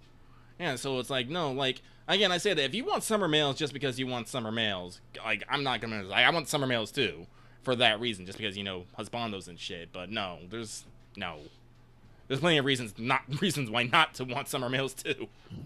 Yeah, I think, like we said earlier, you're date update. I think you were just, like you said, that the thing is just to be honest with what you want and try not to make a mathematical argument about how I should want summer mails too. Yeah. So. And honestly, like everything else, like the fact that they've actually started doing less summers, like they're down to, like, usually 7 per year instead of 8, like they did for the first 2. Like, there's a lot of, I think, backlog even for females. Like, adding males to the mix would probably, without going for, like, whatchamacallit, the costumes would add even more to the backlog. Fuck, we do 3 male costumes a year. We already have a fucking backlog. Hi, Summer Knights of the Round. Oh. Anyway, Anyway. let us continue. Actually, well, no, this person technically asked a question about cats or dogs. Both. I love animals. Yeah, I mean, I've always thought of myself more as a cat person. And I don't know, maybe it's just because I've known interesting cats, but dogs I feel like are way more hit and miss. Like you can know some really cool dogs, but some dogs are also like just from their circumstances and stuff are you know, assholes. Yeah. Like they're, I haven't met too many like crazy territorial cats. Most cats when they meet new people are just like, "What the fuck?" Crawl under bed. You know. I've only known a couple of cats that were not my cats, and thus defending my own home from alleged intruders who were like all up in my grill. Whereas I have actually been bitten by a couple of dogs. But I also agree with Lucky. I genuinely like most domestic animals. They're pretty cool. Like, I like cats, I like dogs, I like gators, I like snakes. I'm okay with spiders. Spiders in my room, I'm like, hey, what's up, bro? And then it does a little hand wavy thing, I'm like, fuck yeah. You know, I love farm animals. Except when they get too close to me and they step on my feet. You ever have a cow step on your foot? It hurts. It really fucking hurts. You ever have a fucking calf drag you through mud and shit? It sucks. Ever have a cow headbutt you through an electric fence? That also sucks. So, animals are fun. Yeah. Most animals are reasonably intelligent enough to recognize people and learn from experiences, but some of them probably don't have good manners. Like the calf thing, I don't think there's anything we can do about it. No, the baby. Yeah, no. But some animals perhaps needed to learn that. Shit! It's not okay to step on my feet, my soft, squishy, bony feet. Yeah. I like goats. I've been headbutted by many a goat though. Man, I get attacked by a lot of animals, and I love them regardless. I mean, I think that's just one of those things, right? Where like, animal behaviors are not human behaviors. Yeah. You know, I know that sounds obvious, but it is. It's how they operate. Like, for reasons we may get into in What's Up, I've been double checking a lot of high level animal behaviors. But like, for instance, rabbits, you can keep them as pets. They're perfectly domesticable. Unfortunately, as a type of like seeking attention and affection, rabbits will like scratch and nibble with their big old blocky teeth, which you may find unpleasant, and you can't really break them of this habit. That's just how rabbits, communicate with each other. It's the same with like certain behaviors in cats, Mm-hmm. and dogs. Like I think all of our current round of cats have learned to be careful about certain forms of biting. Like our cats don't really go in for like happy fun play bites. But the little one, the one who was a kitten when we first got her, she learned very quickly that like say trying to bite at a human's foot is not the correct way to get attention, because that puts your face in the danger zone of the foot. Mm-hmm. Which, listen, I like cats, but if you bite my foot, that's going to cause a certain involuntary reaction for me to go, and lift my foot up suddenly. And after a couple of times of getting nearly kicked, cats learn. They're like, whoa, we should avoid those. They're swingy. Let's be careful. All right, but I think that answers that question. So, we shall move on. Only got a handful left. Yep.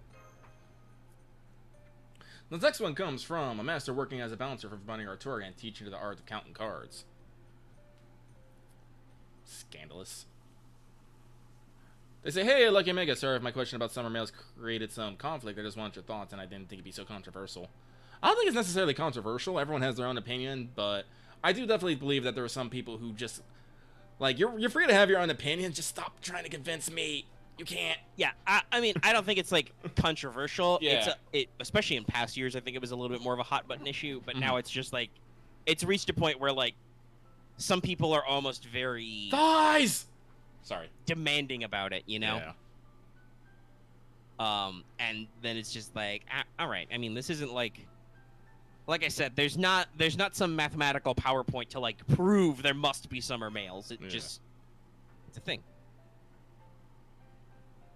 You know, these enemies are chunkier than I thought. I'll pay more attention to my card selection. Anyway, my crazy question this week is: given the implication of potential of Maxwell's demon, do you think Moriarty would be able to solve it, and what would he do first if he had it? Have a great week, and good luck on Musashi rolls. Why is everyone? Well, it is true. I'm gonna be rolling on. Wait, is Musashi on the first banner? Yep. Oh, that's why. Musashi Carmela Osakahime is number 1. Okay, that's why.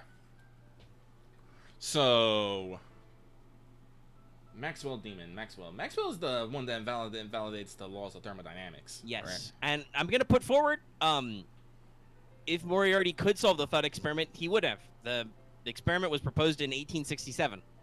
Mm-hmm. Which is, I believe, fairly decently before Moriarty's time. When was A Study in Scarlet published?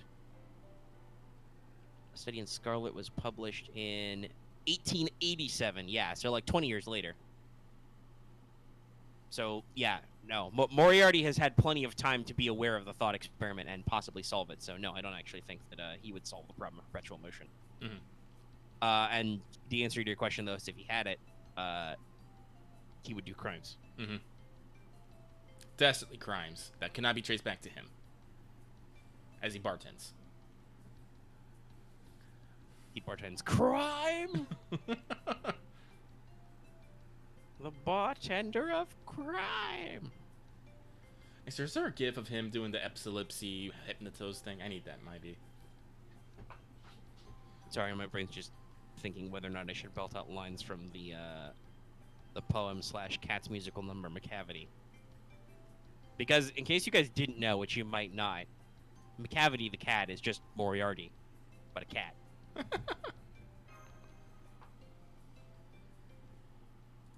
The Napoleon of crime. I need to give this Moriarty gift because... I need to start this Moriarty gift because Moriarty is fabulous and I am constantly upset I do not have one. Constantly. Hey, Lucky. End of this year, it's class-based. Oh. You can shoot your shot. I'm going to be rolling sabers, I'm pretty sure. I might shoot my shot. But also MHX Alter. Well, actually, no, wait. There's the fucking download campaign in Saber Wars 2 era. Yeah. I know it's not Saber Wars 2, but I know it's around that time. It was almost like it was conveniently placed within that time slot for reasons which are thematical. Oh, it is part 2 banner? Is it? Okay, I'm pretty sure. Hang on. We have definitely gotten conflicting reports before about what it is actually. Hang on. Hang the fuck on. Yeah, they're saying MHXA is, yes. I mean, we can look up... I'm gonna look it up right fucking now. Yeah, we can look up her... Okay, there it is. Yes, okay, they are right. It is Summon Campaign 2. Then why the fuck was the person telling me that it was like... Maybe they were referring to another time. Maybe. God. Lucky can't keep dates straight. Why do you do this with Lucky? Stop confusing him. You're gonna make him sad. Ugh. MHX is the pre-campaign. I already got maybe they were confused. Yeah, maybe I don't know. Anyway, so Saber Wars 2, I'll shoot my shot then. And after that, I'll probably start aiming for Moriarty. Listen, I have, except for MHX Alter, I have all the Artorias. Except for the upcoming one, but that one doesn't count. I'm gonna be like I'm gonna be like Kawasumi-san, just collect all of them for no other reasons than that I'm just a fucking hoarder. But we shall move on. This next one comes from All In for Summer 4. A dangerous move, but powerful. They say, Q, ahoy Pit Boss Lucky and Dealer Omega. This is a bit of a joke question for this week, but to Lucky, have you tallied up-to-date spending your soul's fire into rolling? Oh boy. Anywho, enjoy the rest of Summer 3 and remember the house almost always wins. So, last time I totaled up how much I spent on FGO, this was like, oh god, like 2 years ago? And I spent over $2,000. I have not necessarily slowed down on my spending, so I'm pretty sure I'm up in the $5,000 to $6,000 range about at this point. Probably. Still only 4 digits. We hope. We hope. Probably not going to 5. We don't make that kind of money. No. Unless we do. Chat. So I think the red super chats stay around forever. It's just gonna sit there at the top of the screen. Let us know. That's amazing. I still can't believe that. Reminding us. I'm shook. I'm eternally shook. On this day, we'll be reminded. I mean, you know, they made me eat my words. I think I said once before we're never gonna get a red super chat. Yeah, suffer. Because red's a lot. Suffer your hubris. It's a lot, guys. What the fuck? Anyway, I don't need to bitch about our revenue stream. No, not anymore. No. We're cleaned up for the month. All right, Carlos. Okay, that's fine. Stop it. Stop it. It's technically I believe you're $7 deep. I'm pretty sure it was Carlos who gave us $2 at the fucking pre-show. Just to be a cheeky. Oh. All right, so we're back in Lucky's lock screen is kicked on. Yep. I'm sorry, like it's hard for me to read Mailbag because I have to read, so I can't look at my screen. Yeah. I know I'm supposed to be like I'm supposed to be giving you guys an experience. Fuck it, I'm gonna punch a demon pillar. Fuck this guy. Fuck this guy. Scram tam.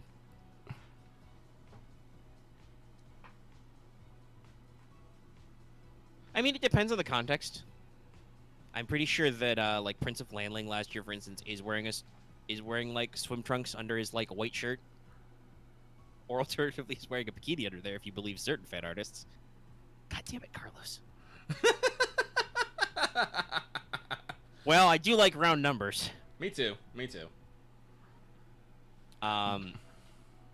Emmy is definitely like he's just on summer vacay, but also that is technically what like.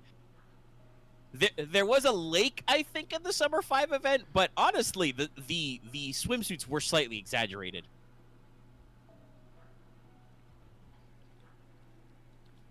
All right, let's build a team. Anyway, whom's is next? Where is next? What is next? So next is that is the wrong tab me. Thank you. A man who wishes he can swap out his ample count with his SQ count. Oof. Oof. Yo, new listener here. I've been farming Anniversary and Re-Summer 3 while listening to your content. Keep up the good work. Thank you. I have a few quick... Good work. Yeah. 1. I need a bit of guidance. I'm here to guide. I decided to roll into Dante's banner on a whim. I had no hope at all and somehow got him MP2 within a few rolls. You know, wait and hope, my dude. So now I'm looking to adapt to the quick meta, though I have no Scotty. Should I try and get him to MP3 within a few rolls for consistency, or should I save everything for when Scotty shows up in November? I mean, if you want to, I mean, we should talk about people smooth brand and double Scotty system, whatever, and unnecessary Scotties on story support. But if you really truly want to embrace the quick meta, you do need the dual Scotty system. That is what actually makes the loops go. Yeah. I think Dante's is okay at NP2. Mm-hmm. But, you know, I don't know for sure. I'm not an expert in that. I'm honestly not an expert in multiple NP levels as it is. Honestly, that's what always is astonishing for me. Outside of like I know there are some quick supports out there besides Scotty. They're just kind of yeah. weird. Hime has some. Hers are also hybrid with Buster because they realized that she wasn't as cool as Scotty. Yeah, NP2 is good enough for loops. So consider, you know, Osakabe Hime binges. I think Alexander has like an AoE quick. Both Atalantes have a AoE quick buffs. Like, you can make it work if you want to go true, do the loop nonsense. Smooth brand, yeah, you need double Scotty. You can also, like, as alternate damage dealers, you can integrate some action on whatchamacallit, on like Lancelot. Obviously, you know, you probably want to keep that eye out for Scotty, but consider rolling for your good friend Summer Carmilla. Yeah, she has an offensive NP, but actually she is support. No, seriously, her NP gives enemies like quick resistance down for like 3 turns. So yeah, you know, just keep your ears and eyes open. But yeah, if you do want to, like I said, try to truly embrace the meme, you need the dual Scotty system. It's funny. When I use the dual Scotty system, I'm almost never using it for looping. I'm using it because I just want Kama to hit like a fucking truck. Yeah, that's the other thing is usually you just overcharge for a boss kill. Yeah. I mean, I don't. My meme requires no doubles. My meme dream set of small Da Vinci does not require doubling up. It just required me to give her a skill to level 10, which was expensive in its own right. But thank God I had all the bits. Yeah, Kentucky's bike is another good one. But yeah, just keep your eye out there. A handful of half support or full support what's quick. There's a decent CE selection. You can find them. Hell, if you want to slap harder, so Salome is single target but arts, but her NP gives curse and bonus curse damage. You can try and stack those for curse memes. Curse. We'll talk more about Salome later. Yep. I hope, as we cross the second hour. We're getting there. But they go on to say, on another note, now that JP is getting skill upgrades or outright new servants with unique mechanics and interactions every LB6 and the latest skill upgrade, do you guys have any unique skill or servant ideas? Well, I believe the guy who wanted to extend the buff timer. Oh. Probably given some ideas before. Lucky, you sound like you maybe have something in mind. Nope, I lost it. Oh, that's life. I mean, I think like it's a joke, but I think it would be interesting if you somehow designed a kit around it. I've always talked about now we need, because we've got the arts, we've got the buster, we've got the quick. We need the extra attack support. Because I believe Space Ishtar has like one of her things does something funny with extra attack, but it's not like it's not the same as like give me a fucking whatchamacallit,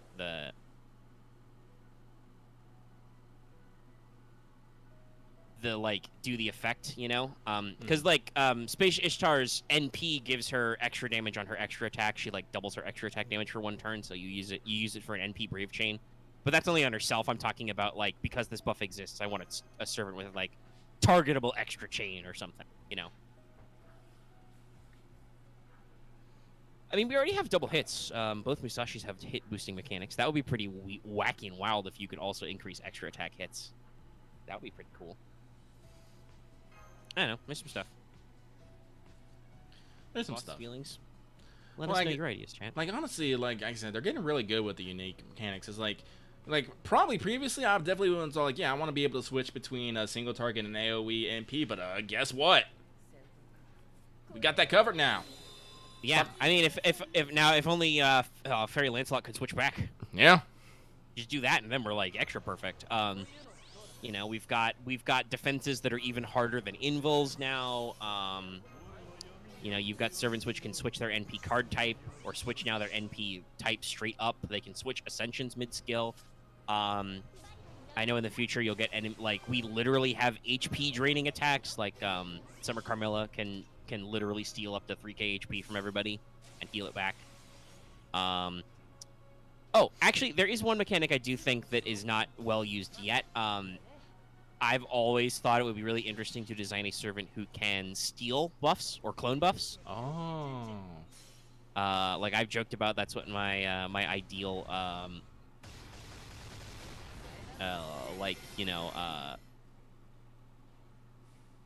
Arsène Lupin would be. Is like his NP is like send the calling card, steal their buffs, you just apply them. Probably mechanically it would be like remove debuff from enemy. If debuff removed from enemy, place duplicate buff.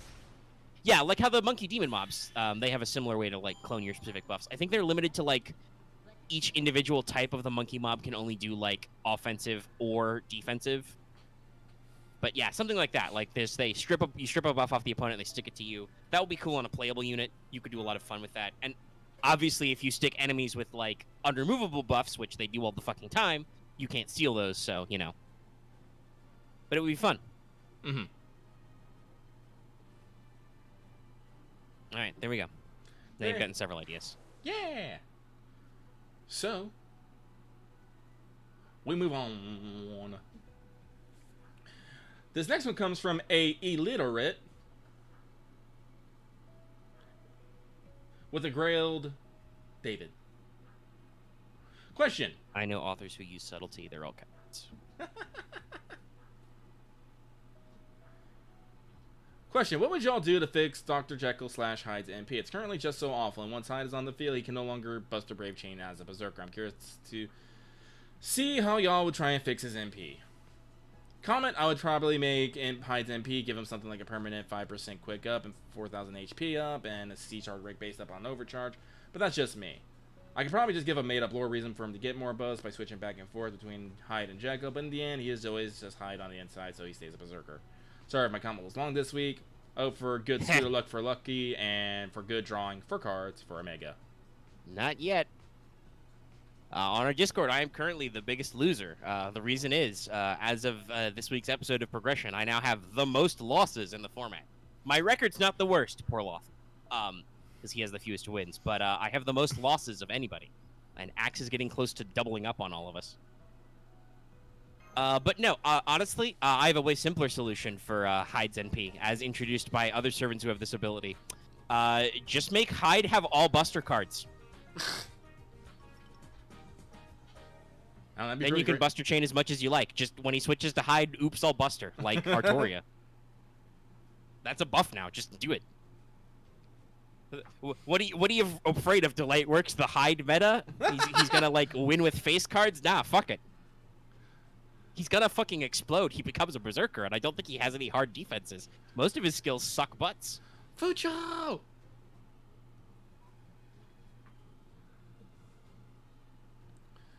So,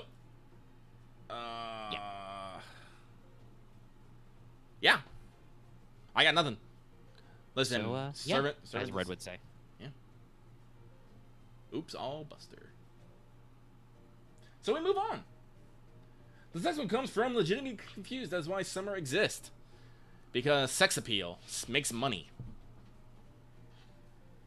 Hello, Lucky Omega. Just typing to say I definitely agree on Lucky's hot take what is in the mailbag post, but summer males would be epic since females exist too. Again, as I said, that's fair. It'd definitely be better if females were just costumes too. Gotta get paid somehow, I guess. Exactly. Sorry for any potential misspellings of stuff too, but gotta blame the fact that English is actually my second language, of course. I'm so jealous that so many people are like bilingual. I'm just like, god damn it. Yeah, I'm monolingual with just enough bad stuff for other language to be dangerous. Yeah, I mean, like, I do think that, especially as we get later and later, and depending on the artist, I think that some summers are more interesting. Like, obviously, Wad Arco usually goes pretty ham every year. I'm excited for Lambda. Summer Mordred, for instance, actually has some, like, really interesting, like, differences between her various levels. Like, you know, you've got the tan added, and then you've got bikini, and then you've got, you know, the, like, jacket. Surfer jacket. And I mean, of course, you can't, like, I mean, there's obviously appeal to just being bikini tops out, but, you know, Summertime also has the wet t-shirt mode. It's powerful. Extra effort was gone to. But other times you go to, like, just, like Summer Maeve, and she's got 3 Ascensions, and I don't know what the difference is between any of them. I think I usually use her in her 2nd Ascension because her glasses are cooler. One of them has the cool glasses. Like, and I mean, this is true of every servant with Ascensions. Sometimes their Ascensions aren't fucking worth it, but clearly the artist had a deadline to make. But, you know, still. I think there is appeal in straight summers who actually have differences. Like, her kit's awful. It's terrible. But Summer Helena, they actually did a lot of really interesting things with her different Ascensions. Like, they have very distinct art styles. Oh, yeah. Stuff like that, you know. And, of course, who can get over Summer Nito and her fucking Medjed joke? That's great. Like, there are times when they apply these correctly for interesting things, and then there are other times where it's just like, all right, why are we here? Why have we done this? God, this fucking demon is so chunky. Chunky. Do servants have bonus damage in Summer 3? I feel like they don't. They don't. No. Thank God Summer 4 has bonus damage. And a bonus damage CE. Oh, yeah. Fuck you, mobs. Are you ready for stonk gains? Oh, well, we're going to be gaining a lot of stonks in Summer 4. Once again, I'll explain that later. We got a few questions to go through, unless Lucky's sick and tired. But it doesn't sound like he is. Nope. All right, we're going. We're going. So, This next one comes from a hunter looking for a devil argument to your hot take, but can't. Actually, I thought that would be... Honestly, I thought there'd be a lot more pushback for what I said. I really did. I mean, I think there was some chatter on the day you posted it because you prefaced it in our Discord with, and I have the hot take, but no, most people seem over it. Yeah. But they say, hey, demonic son of Bugs Bunny, Lucky Bee Bunny, Keck, and mutated Haunedge, the sword Pokemon, Omega D Edge. Omega Am I D. fucking one piece? Sounds like it. Hope the week has been going well. Don't have a question, but honestly agree that summer units are honestly not worth the financial pain. Ooh, excuse me. I don't need summer mails potentially furthering that pain. The mails really feel nice as a costume instead, since if I really wanted the unit itself, I'd likely already have them. Thus, the costume is just a plus to a unit I already like. Wouldn't mind if females took a similar stride, then I wouldn't have to go, man, if they release X summer servant, my wallet is dead. This is correct. That's unfortunately why they do it, because Yeah. they need FGO needs to make fuck you money so we continue to can continue to have good fate everything. But... Yeah.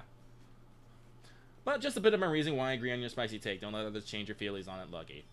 Well, they're not. Well, I take that back. I actually have changed my mind on the summer mails because basically at the beginning when they started coming out with the costumes, I was just all like, I really didn't have an opinion on them. It's like, okay, yeah, cool. But then people started complaining and people started complaining, and that actually got me thinking about it. And I'm just all like, do I actually want summer mails? And I'm just like, no, I'm kind of sexist, and I just like looking at girls more than I do men. But there are definitely, guy characters that I like and would not see it. And then, then I met Summer Blackbird. I'm like, oh, I love him. And, and such things. But then I started thinking about, wallet finances and all the effort. Listen. Do you know how many level 1 servants I still have? It's a lot. It's a lot. So I did a lot. I might not seem like it, but if I have, time where I can, spare brain spots, I usually think about stuff. Fun fact, Megan, most of this week, I've been thinking about, your takes on Uncharted 2 from when we were streaming last. That's what I've been thinking over and parsing in my head and considering and weighing against things. I'm just like, So no, I did that with summer mails, and that's why I ultimately reached the conclusion of mechanically and financially, no, they're not worth it. But if you want just hot sexy men, fucking go for it. Hot sexy dudes in your area. Yeah. I think that's the good position to have. You worked it out and you thought about why people thought about it, and that's why you have to write the spicy take, because you've been thinking about it for fucking hours or days or whatever. So that is that. Again, I have been glad with the feedback I've been getting here. Again, I was expecting much more pushback for it because as some people say, some people get toxically spicy, because I definitely say I was spicy in the post, because I'm just like, okay guys, I'm gonna lay this fucking fact, I'm gonna slap you in the face with it. I was just all like, whether it's take it. And like I said, at the in the first few years of summer, I definitely think the pressure was greater, but as we've gone on and just, I don't know, old servants get good buffs, and we also realized that a lot of early summer servants kind of suck a lot. It's just we've hit a point of just summers are cool, but they're not guarantees. And also, like I said, the backlog. It's a clusterfuck. We'll see what happens. I'm sure they'll do crazy fun things, but I mean, I can't say I'm not, pleased when they do a summer banner and they roll out a servant and I'm just like, oh, I, don't care if I get that servant or not. Summer nurse uniform. It's the best. It's not this year, unfortunately.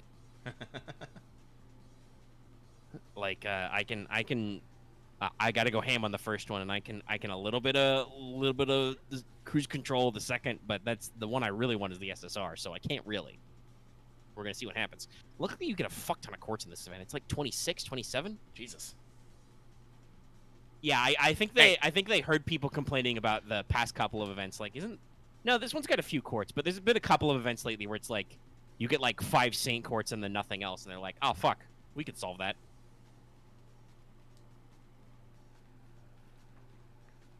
Anyway, let's see. Yeah, we did everything on that question. Yeah, no, but no, I will not change my mind. I won't say this. It's not that I won't change my mind, but you gotta actually give me some sort of data that actually, changes the paradigm. Yes.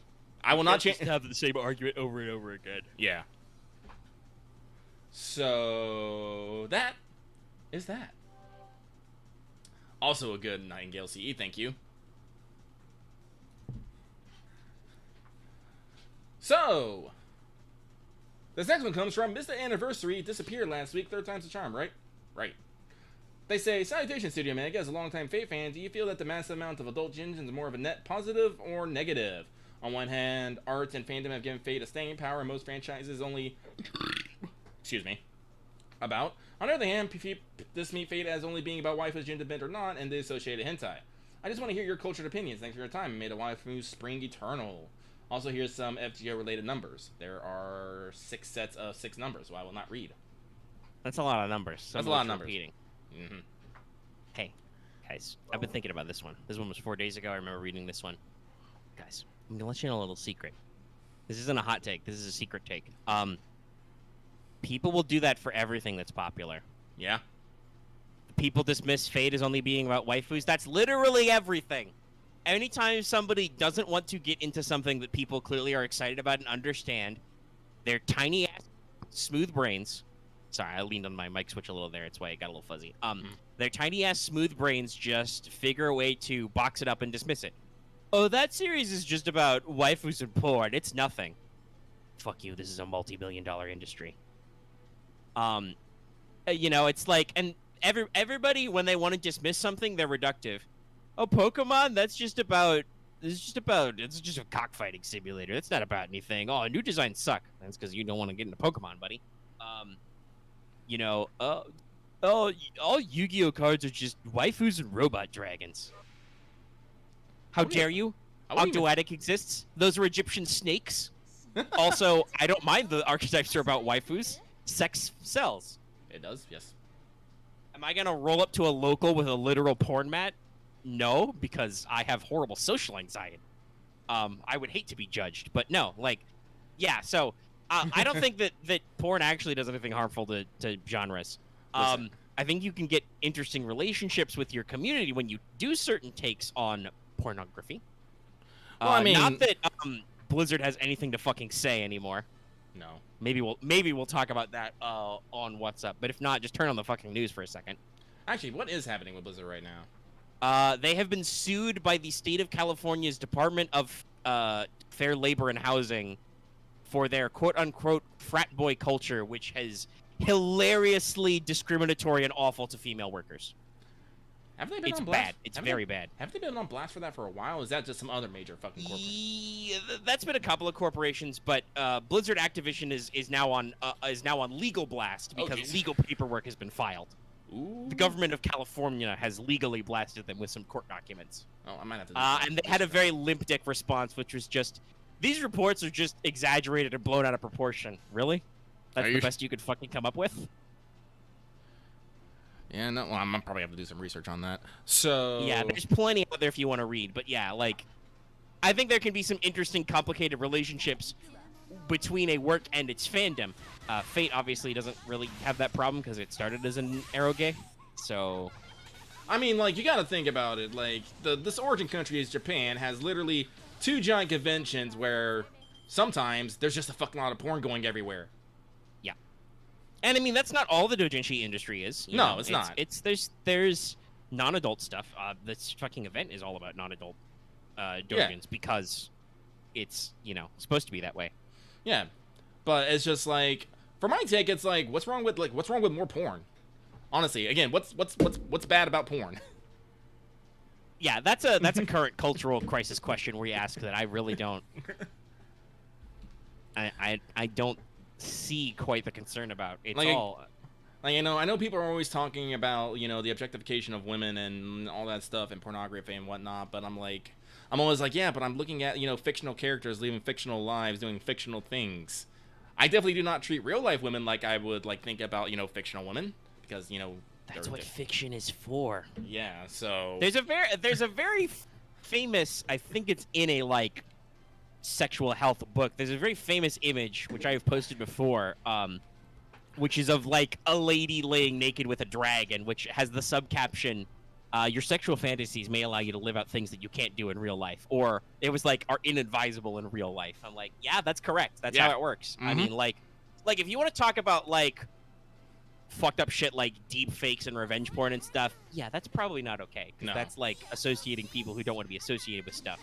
And like, is the real life porn industry fucked up? Probably. Very.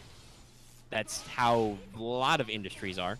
But I can see why you want to get some disconnect. But yeah, no, it's just listen, guys, this week I have been watching so much Corridor Crew, and also my new sleep jam is Bob Ross. Yeah, no, listening to music doesn't put me to sleep, but listening to some nice relaxing Bob Ross talk about happy accidents and happy little trees. Oh man, that sounds amazing. I might have to try that. Oh no, you should. You should, especially Lucky. You'll see some shit. Like sometimes I have to switch episodes because he's doing some technical ass shit, and I'm like, what the fuck, Bob Ross? It's 4 o'clock in the morning. You're blowing my mind right now, man. You turn this black canvas into a fucking desert sunset. What the fuck? In 30 minutes, how did this happen? But no, like, creative endeavors are creative endeavors. They come from something inside, and people just get them out and like work on them. And you know, it's really good to have a passion and drive. And if your passion and drive is for drawing smut, I mean, I don't give a fuck. No.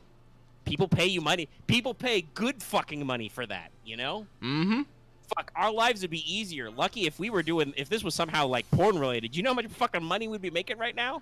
I mean, nothing against Excuse me. Nothing against VTubers. They're very charismatic and stuff, but I guarantee you. Do you know how much of there's been an upswing on just giant titty VTubers recently?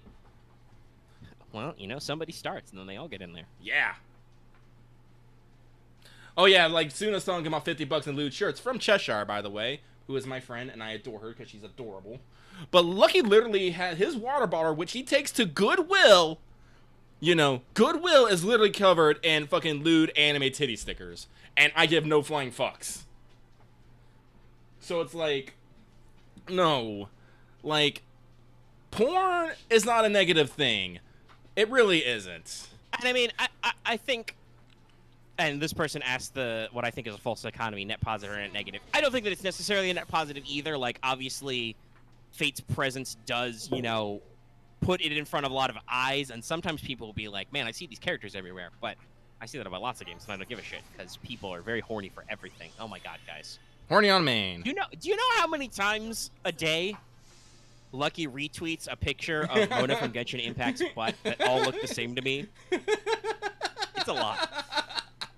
It's a lot. But I'm reasonably certain most of the time they're different artists, so, like, it's not even a Lucky problem. People are out there making them. The pictures exist. They keep coming. So, that's, you know, you can say that for certain amounts of market penetration. Phrasing, I know. But I also don't necessarily think it's a net, because how many times do people, you know, pull up your favorite Smut Purveyor website and go, ooh, that character design's interesting. I'm going to look up where that person is from. But it does happen, but it's probably not common. But, you know, it be how it be.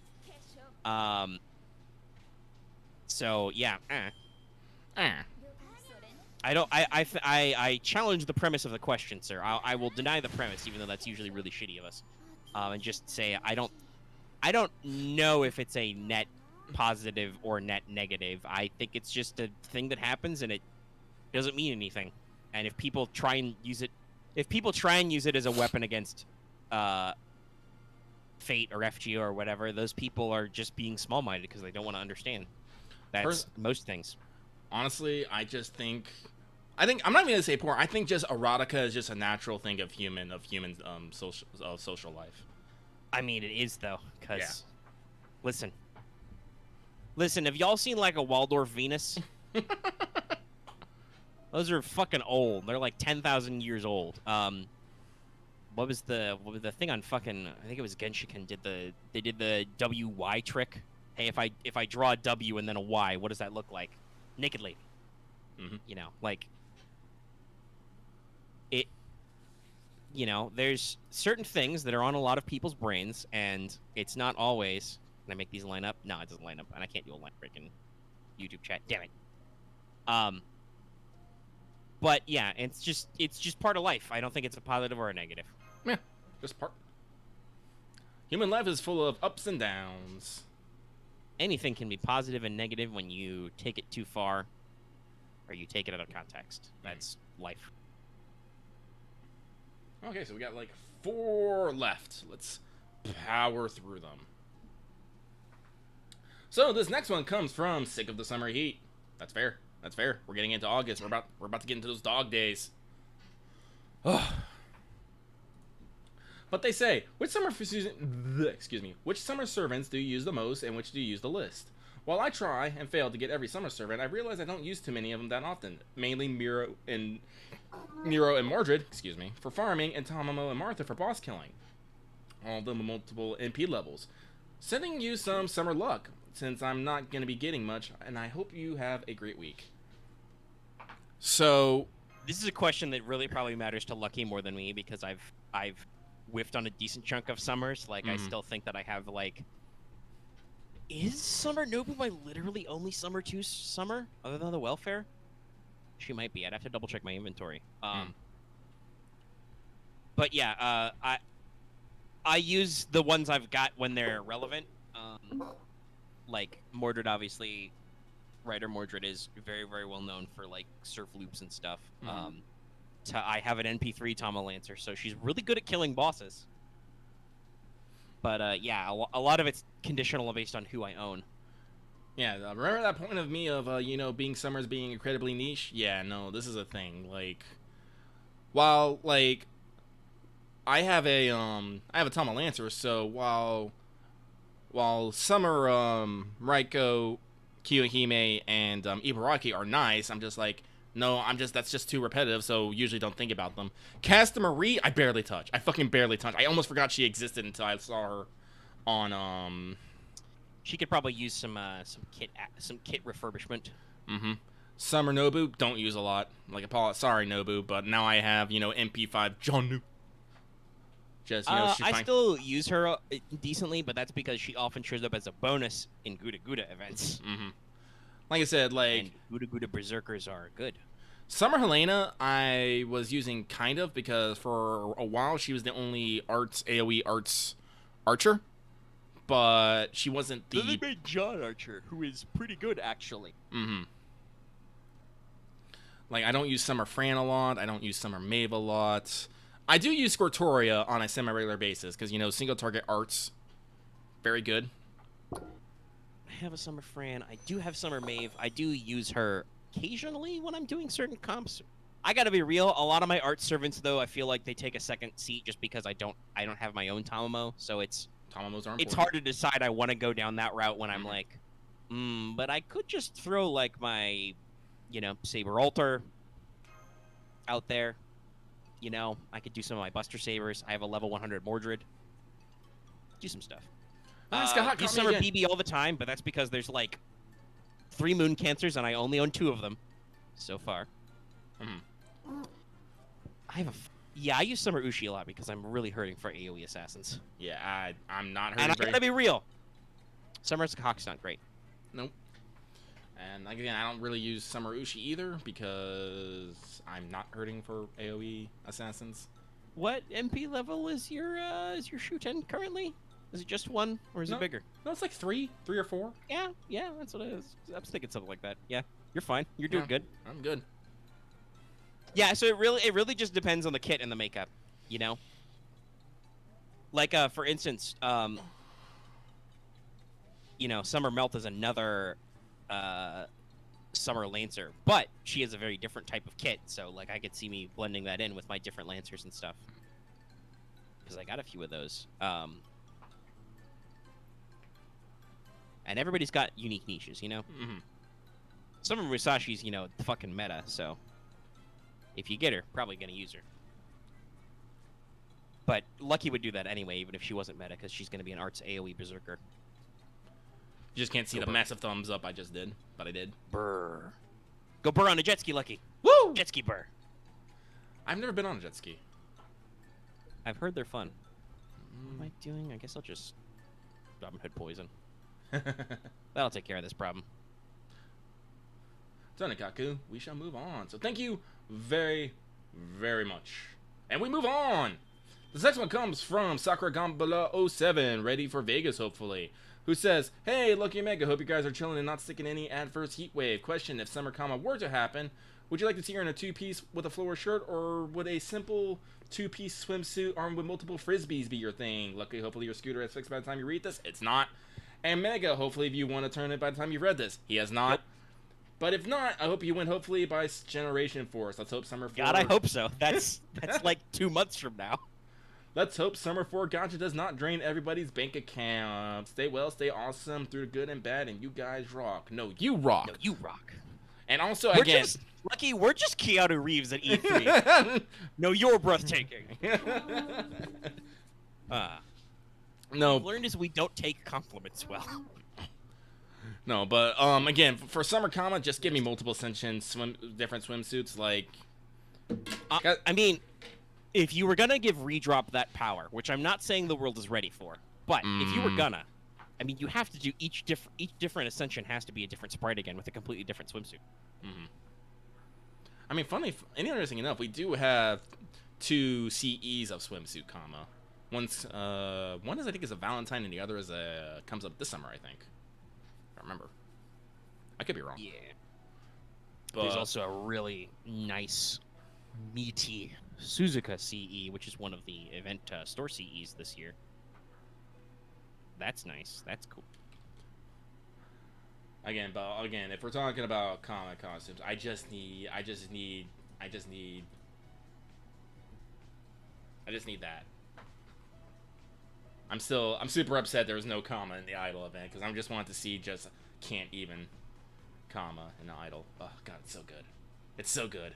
Yes, I just have this saved.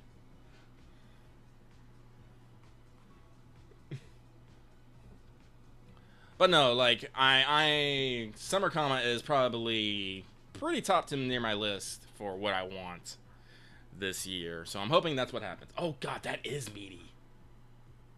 I'm gonna need that. I'm gonna need that stat. Don't worry, Lucky. It's a well, technically I think it's the points ladder mostly, but it's an event CE, and there's 5 copies of it. That is no like, need for drops. That is. It took them 4 summers, but FGO finally learned if you have a shop and a points ladder and a bonus part 2 extra quests, you can fucking give the people 5 copies of both CEs. You don't need to make one a random drop. Which one was I punching? Where is it? It was here. Yeah, but no, that is Have I meant? Oh god, I do love me some Suzuka. Yes. Suzuka's nice. I feel she's a little under. Well, I can't say she's that underappreciated. She got to be a Santa in arcade, but yeah, but that's there. That's not here. Yeah. Anyways. I know where he was.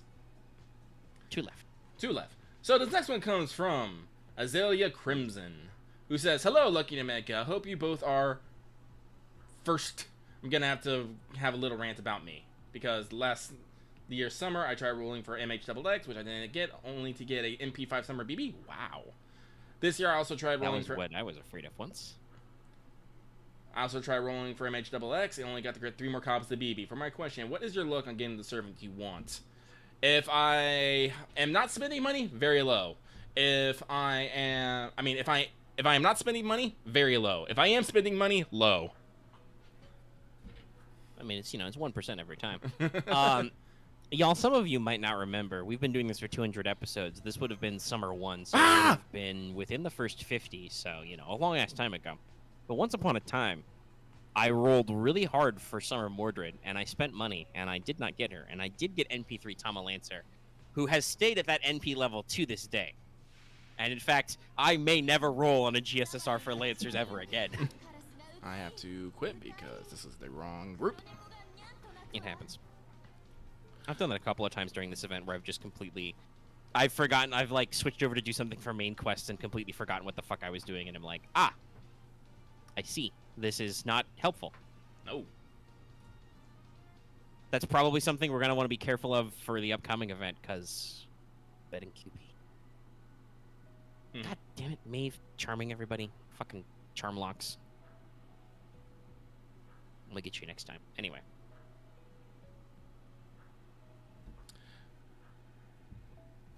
So... Hideo Kojima, you're such a cool guy, nerd. Fucking tweeting, it's hot, while he's wearing his fucking sick-ass sunglasses.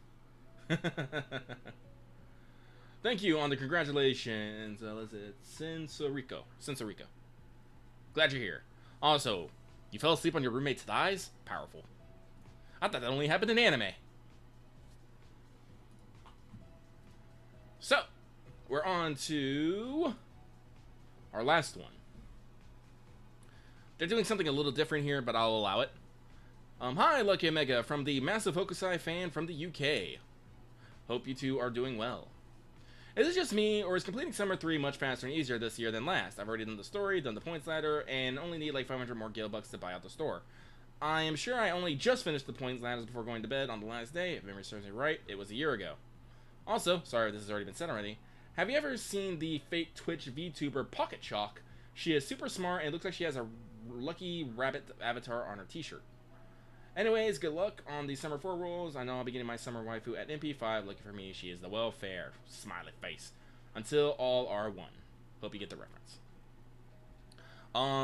So first off, yes, it's easier, especially if you did it last year, because you have all the CEs. I hope you would have all the CEs and bonus servants from last year. So yes, technically it should go a lot faster, and as it should. But also, I'm gonna say it's not though, because I myself am not done with it because I've been busy, packing up my shit so I can move it and stuff. Well, I'm pretty sure you have not put the exact amount of same time that you have last year, so... I really don't know. I couldn't tell you. I mean, probably not. I did, though, specifically this year. I went really ham on a specific drop node as opposed to spreading out my, work, so I'm not 100% sure. But, yeah. I mean, hypothetically, it should be fine to actually get through all the stuff. It's just, there is actually some... some potential back and forth there. But yes, if you've done it already, hypothetically, yes, you should have full CEs, which I do, and all that stuff, ready to go. Ready to rock and roll. And unfortunately, I do not know Pocket Chalk. I am not much of a Twitch watcher. I have other things. Nothing against people watching Twitch, but I have a lot to do in my life. I really do. I've got shit to do. But yes, good luck on all the rules. Thank you very much. Oh, excuse me. Jeez, carbonation. Why? And that, as we say, is that. Mailbag is done. And it only took us 2 hours, and I'm going to say 30 minutes because of the dip. The dip. Which was about 10 minutes. Yeah. My bad. At least according to this Marianas Trench in my analytics. Don't worry, we've fully recovered, but still. We are not yet so far in the YouTube analytics. God bless you, by the way. Thank you. We're not so far that I can't see when we started to have viewers. We see the climb up the mountain, and then we're just chilling, and then, oh, shit, we fell in a hole. Around the hole. Climbed our way out. Clawed our way out. And we've been kind of weaving in and out. By the way, we have been streaming for, 2 hours and 40 minutes of actual time. So if you have not, make sure to get up and take a break, walk around. I took one while we were in the dead zone, so I'm good. Well, that was Mailbag. That was a full Mailbag. It was certainly very chunky, but that's what happens when you send us 39 questions. Thank God I am not having to edit this and then compile the video. Yep. All right, now, Lucky, I know that you have been talking a lot doing the Mailbag reading, but technically when we shift to Corday Free Talk TM registered trademark in the timestamps. Yeah. Robin, if you don't make sure to type TM and register trademark in the timestamps, I will be very, very disappointed in you. I won't be mad, just disappointed.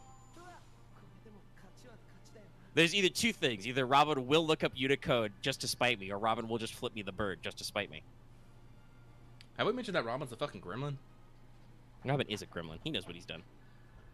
But technically in the notes of Free Talk, you have put down Heaven's Feel 3 thoughts for yourself right here. Do you want to move right into that, or do we want to break up some of the stuff I'm going to do? Okay. No, I can go into it.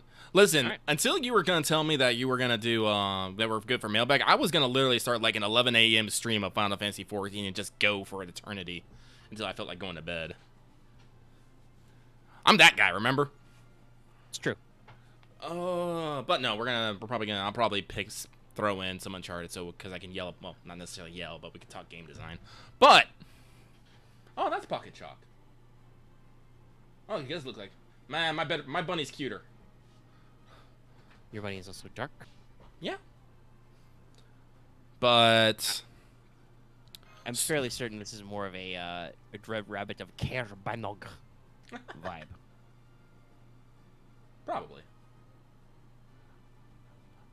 But so Heaven Feels 3 thoughts. I did able to go see it. I almost missed it because traffic. Of course, the one day on a Sunday where traffic's actually bad. Luckily, I left like an hour early because I'm all like, something's gonna happen. I know something's gonna fucking happen. And something did happen. This is why you prepare. So I did see it. And now that I have seen all 3 movies, I can say Heaven's Feel is pretty much Transformers. And you might think I was like, what are you talking about? And the fact that the Heaven's Feel movies aren't necessarily there to explain shit. They're just to look really, really cool. Like, all 3 movies together, they don't necessarily explain jack shit about the Fate series as a whole. It just basically only only explains the things that is necessary to the Heaven's Feel route. Like, I think I mentioned this when I first watched the first one. They completely script the opening, and you just start off with everyone going to the fucking church. You don't do the Shiro summoning. You don't do the fight at the school. You do none of that. And that's a lot of, in the original VN, I believe the first week is that prologue, which is actually from Rin's POV. They left that in for Unlimited Blade Works because that was the Rin route, so it made sense.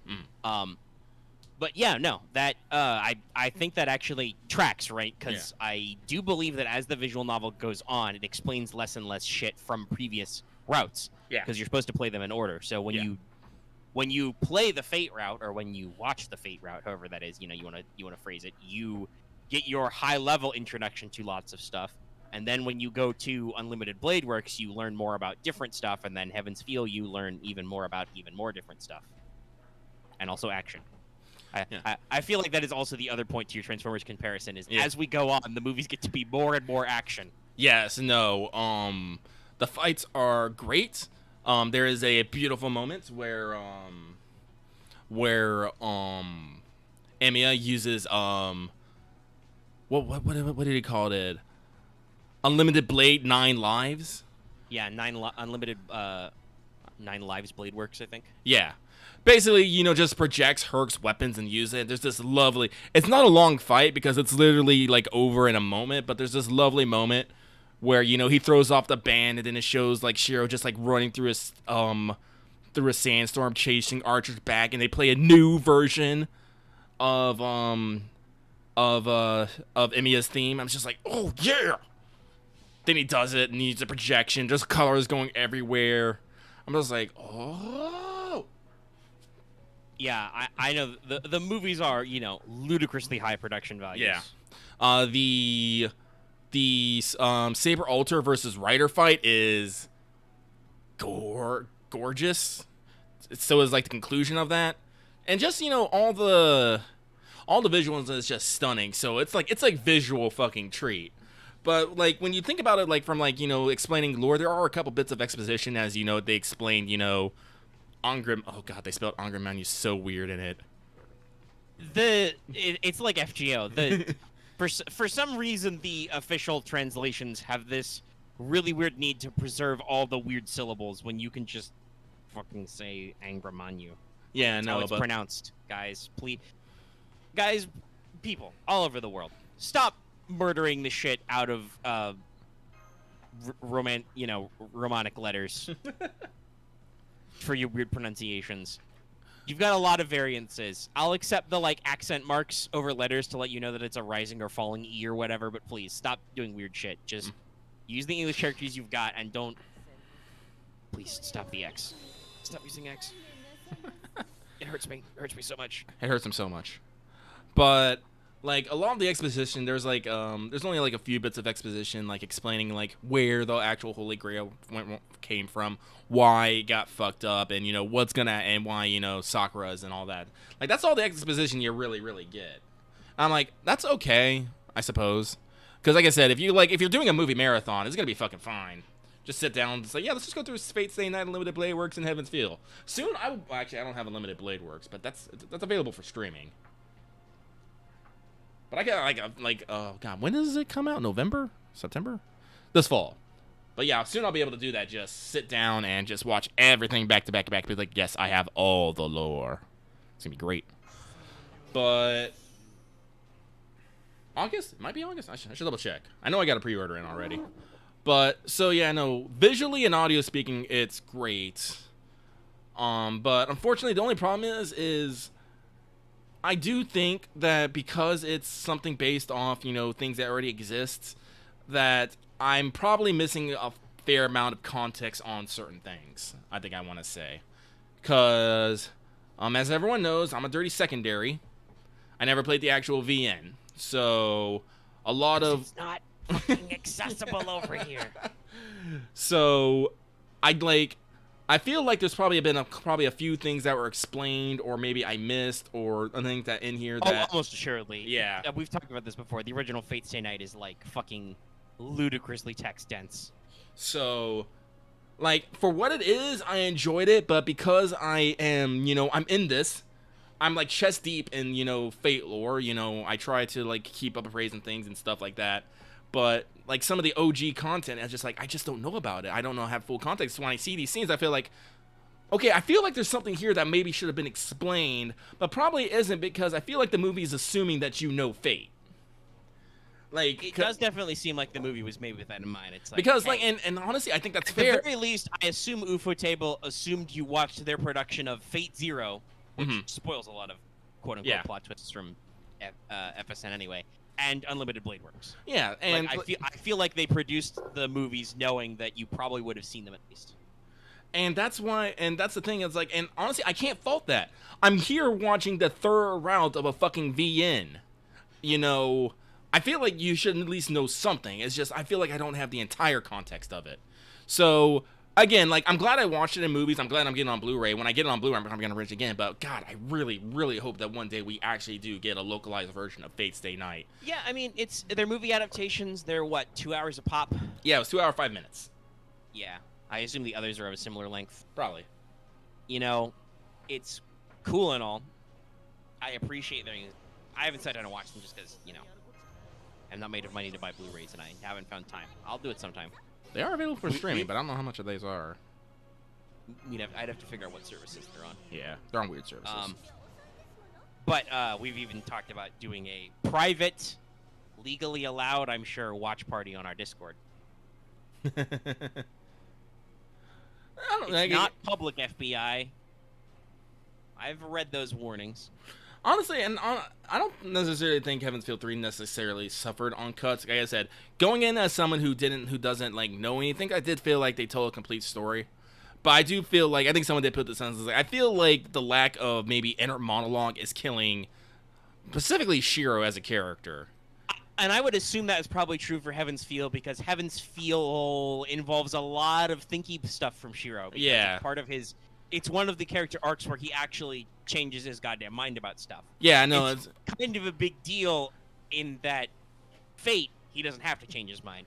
And in Unlimited Blade Works, he chooses not to change his mind. Old man Emiya says, change your mind, kid. And he says, fuck you, old man. Well, see, the future is now. And Unlimited Blade Works has the benefit of he can yell at the fucking opposition, you know, his thoughts and feelings of it. He can literally talk to himself. He literally talks to himself from the future about shit. Yeah. Whereas in Heaven's Feel, I'm gonna guess that adversaries are not talkative. I mean, your adversaries are like Zoken and Kyrie. And I will say the fucking Shiro versus Kyrie fight was pretty baller. It was great. I mean, like some people are talking about cuts and stuff, and I'm like, oh, maybe they lost some of the softer exposition-y or character building moments, but I'm like, it sounds to me like they hit all the shit that people recognize from that bit. Like, Lucky has mentioned sequences I know that are a really big deal. Like, the action sequences that people want. And when you've got UFO Table out here doing the animation, that's what people are here for. Here's the let's be real. I like UFO Table. They're great. Their animation style and money is wasted on people just talking. Yeah, and like here's the thing, like when you start have people talking and explaining things, that takes up time. They might have unlimited budget works, but they only have limited budget works for fucking 2 hours and 5 minutes. Well, yeah, it's everything is a mathematical formula of time and money, and I'm sure they had plenty of money, and they probably had plenty of production time, but the final product did not have time. I mean, well, who knows? They could do director's cut shit, extended scenes, show cut scenes, maybe. That happens sometimes with like bonus stuff. I also, I don't know if it was just like budgetary concerns at the time, because when did the first Heavens Feel? Let's see, one pre-stage flyer was 2017, so that was a couple years into FGO. Yeah. So, and then they've had approximately 2-ish years since each iteration. And like, don't get me wrong, like I'm not gonna say that Heaven's Feel is great as is, because like again, the lack of inner monologue, I do think really does hurt it. But for what it is and what it achieved, what it had, it's fine. It's great. Like again, when I want all that exposition stuff, I'm just gonna have to wait for that fucking localization. Localize. Yeah.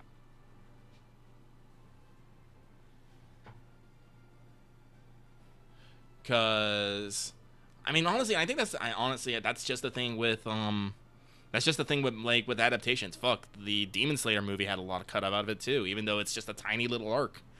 They had a bunch of little discussion and stuff, and all these little scenes to cut out. Yeah, everything basically has to revolve around the classic problem of, do I have time for this? Can I show this? And yeah. And for what it is, Heaven's Feel 3 is good. I do hope that when it comes out, everyone picks it up.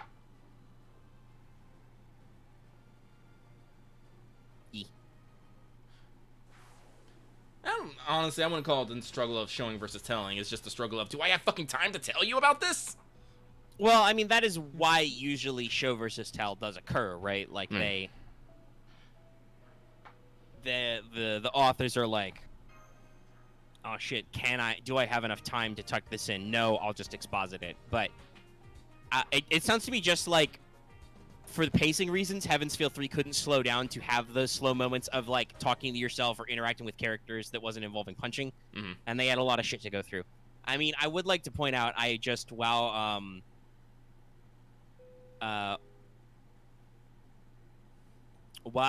know if it's just because it's newer, but while hunting through the stuff, it does feel kind of like, let me see, I'm double checking. Like, I've looked at the Wikipedia articles for stuff. Like, the summary of each movie gets longer every time. So, like, that means that they probably had some issues with actually, clocking it in there. Let's see. So, 1 was 120 minutes. 2 was 117 minutes. 3 was 122 minutes. So, yeah, all around the same time. Like I said, just literally the summary is, big chunkier paragraphs for the third one. Like, just not even reading it out. But, like, yeah, it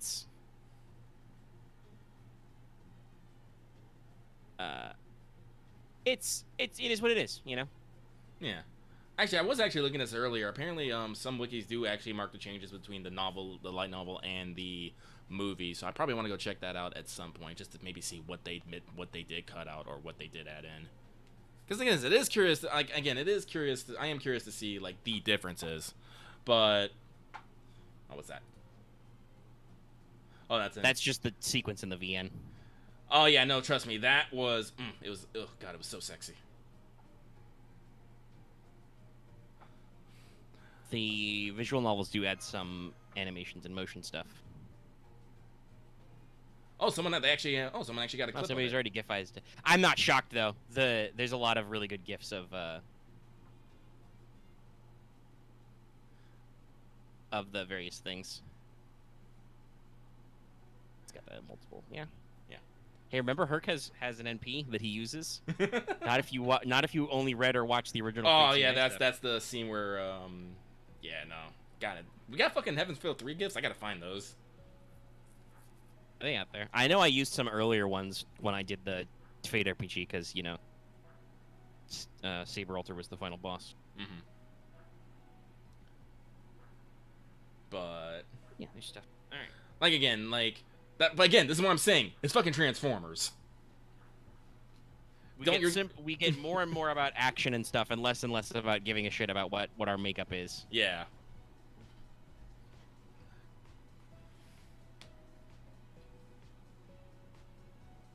So, but that's my Heaven Feels 3 thoughts. All right.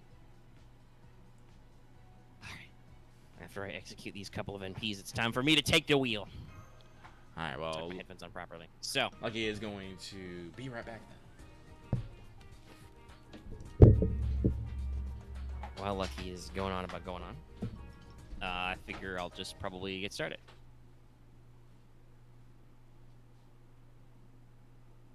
He only half pays attention to me anyway.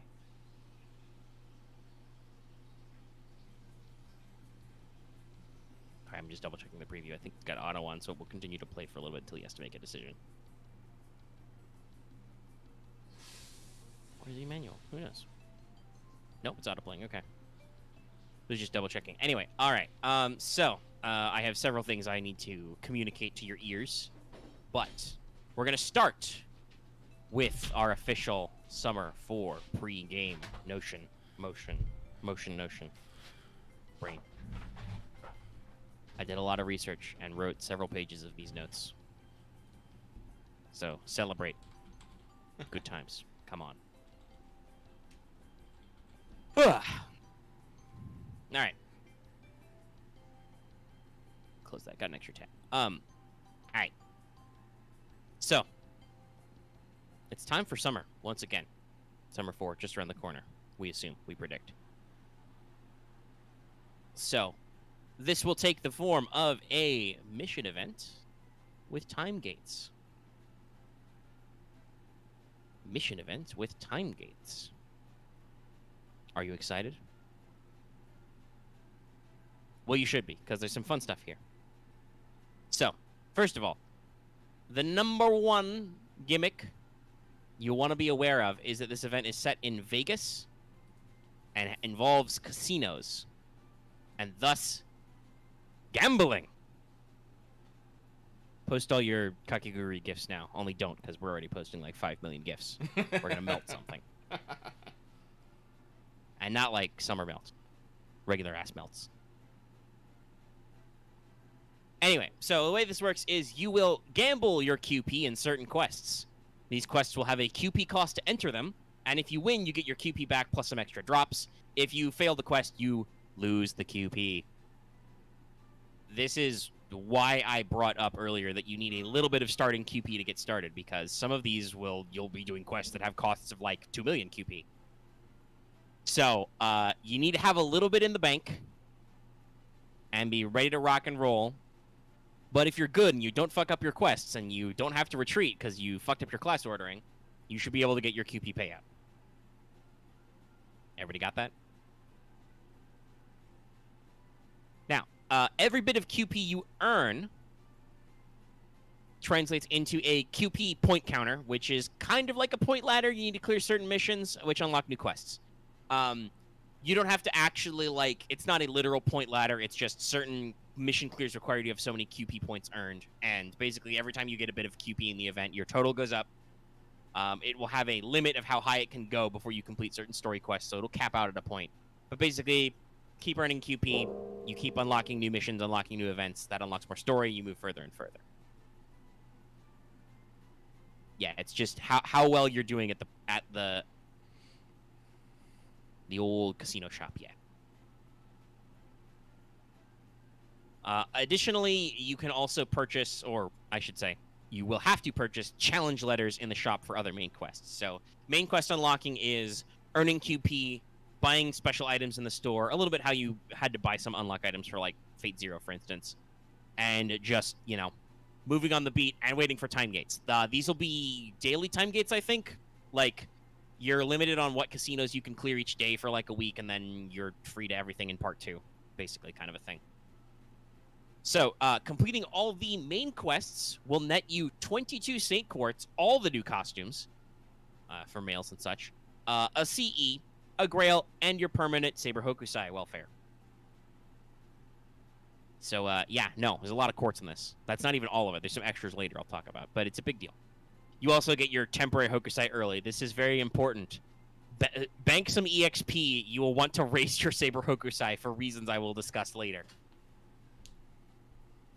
So, in the main quests, because this is a tournament or a bout or a something, like I said, I don't know what the translation will be. I've heard it a couple of different ways.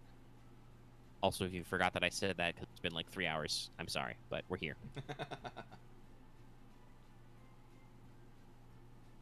Lucky as I assume chuckling at just Shadow Raikou hugging the corner of the frame. Yes. I also flipped over and saw that. But yeah, so bank a little bit of EXP for Saber Hokusai for reasons. I'll explain later, don't you worry. So, first of all, in main quests, you should expect to fight a lot of servants of various classes with HP values, which can be as low as like 50k and capped out usually at like 100 to 150k. Once you start getting into the later casinos, enemies will have break bars as well. So, you know, usual stuff. There's way too many servants for me to keep track of. Like I said, it's because it has this kind of like tournament gamble fest casino thing going on. You're going to fight a lot of servants. You will fight mobs still. They're not really of any consistent classes or ranks, but you'll figure them out as you see. So, recurring gimmicks which may seem familiar to you. 1. In some quests, you'll have to engage in solo quests with story support only. Thank you, free CEs. Thank God. This tendency continues. Very popular is the Gotcha CE, which gives you 1 hit of evade. So that's good. But yes, you will have to use story supports for a lot of things. Also, during a lot of fights, you'll be forced to put your welfare Hokusai in the front row. Isn't that familiar? Yes, and this is not story support. This is your own ass Hokusai. So, levels. Give them to her.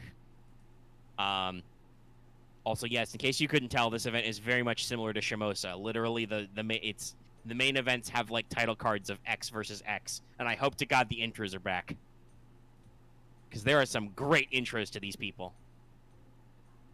And also, in some fights, you are limited to only 4 slots, including story support. So, yeah, you don't get a lot of back row action. So keep an eye out for that. There's also a thing occasionally where they play with class advantage. As far as I can tell, this is almost always in your favor. Like, usually they make it so either an enemy servant has an unusual class resistance. Like, for instance, you will fight an archer who actually gets their class affinities fucked with, so they're still weak to... They're still weak to lancers, but are also weak to sabers, for instance. And in other cases, if you know, when you employ her, Saber Hokusai will get a buff so that she is effective against classes she would not normally be effective against. So just keep an eye out for that. The game learned a little from some of the flaws with the system of making Musashi go up front versus classes, many of which were not lancers. Oops. Now, I want to throw this out there. Story supports are incredibly varied. As you move through new casinos, because that's kind of your time gate thing, is you have to go and defeat the master of the first casino, the second casino, etc., you know. As you move through these, they will frequently rotate as you go to new casinos as part of the ongoing story, presumably.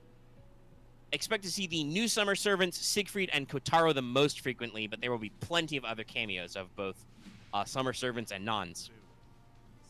But yeah, no, you should expect the new batch of summers all around, and Siegfried and Kotaro to show up the most for you. Now, because you're fighting a lot of servants, there are a couple of boss gimmicks I want you to be aware of. We're getting into some of that tactical deep dive shit. Yeah. So, first of all, there are several stall fights. You will usually tell these are stall fights because you will either fight an enemy who has a special invincible you can't do anything about, or you fight a certain alter ego type boss who has like 2 million HP. And you will be like, well, basically just wait these out for 3 to 5 turns. Like I said, you should be able to tell them. Now, I'm gonna play it cool, but hopefully you will figure out who these people are. But there is a fight with a mysterious white-garbed swimsuit servant with kind of a full body type covering. They will have damage reduction and NP protection, which lasts 3 turns when they start and when you break their bar. But it goes away after 3 turns, so watch out for that. You're going to fight a mysterious alter ego P who has many break bars. As you break the bars, you will get buffs, as if you are freeing your friends from some kind of imprisonment.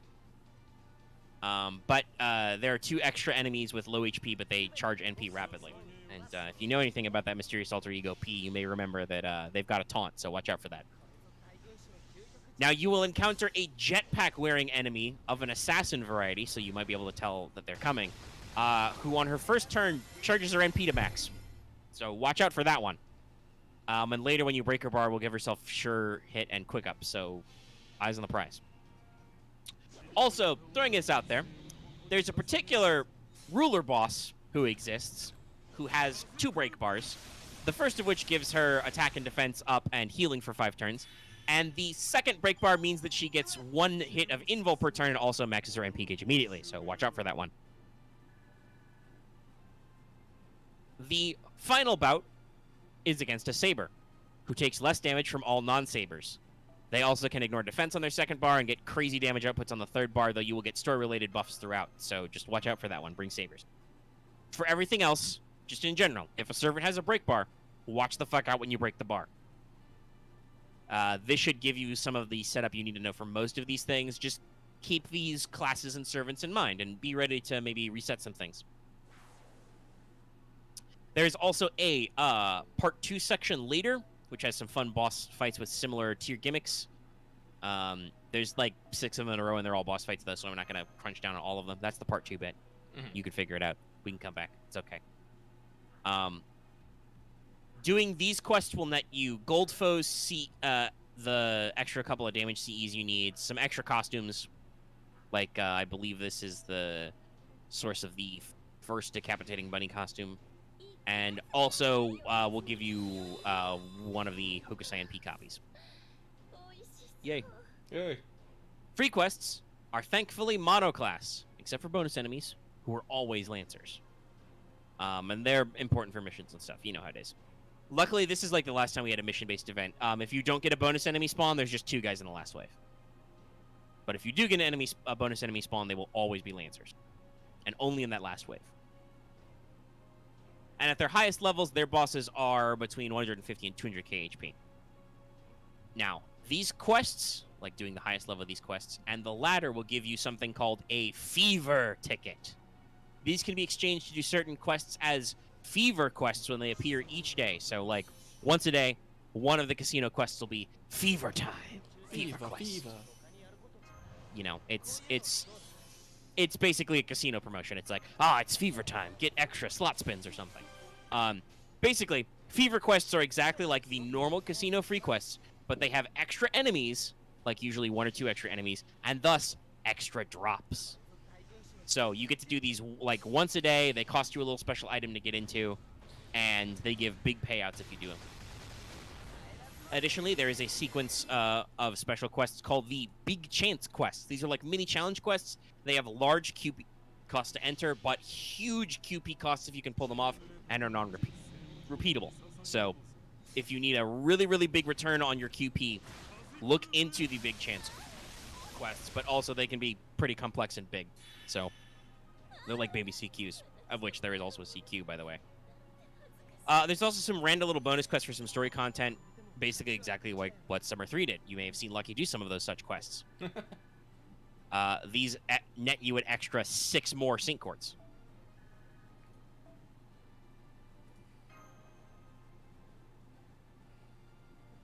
So, neat. So that's a lot of chew through, right? Yeah. Well, to accomplish this, you are armed with bonus servants, which is just damage and bond up. Yay. Thank God. I love damage. So, Saber Hokusai, Summer Musashi, and Bunny Artoria get plus 100% damage and plus 50% bond. That's right. The new raid-up Berserker gets plus 100% damage for this event. That's terrifying. I'm excited and for she's this. arts. I'm excited for this. Wild. Plus the welfare gets it, so that's pretty good. Siegfried, Summer Jean, Summer Sakabahime, Mysterious Alter Ego Lambda, Small Da Vinci. That's also going to be fun. Carmilla, Merlin, Okita J Soji, Medjed, Summer Nita and Kotaro are plus 50% damage and plus 20% bond.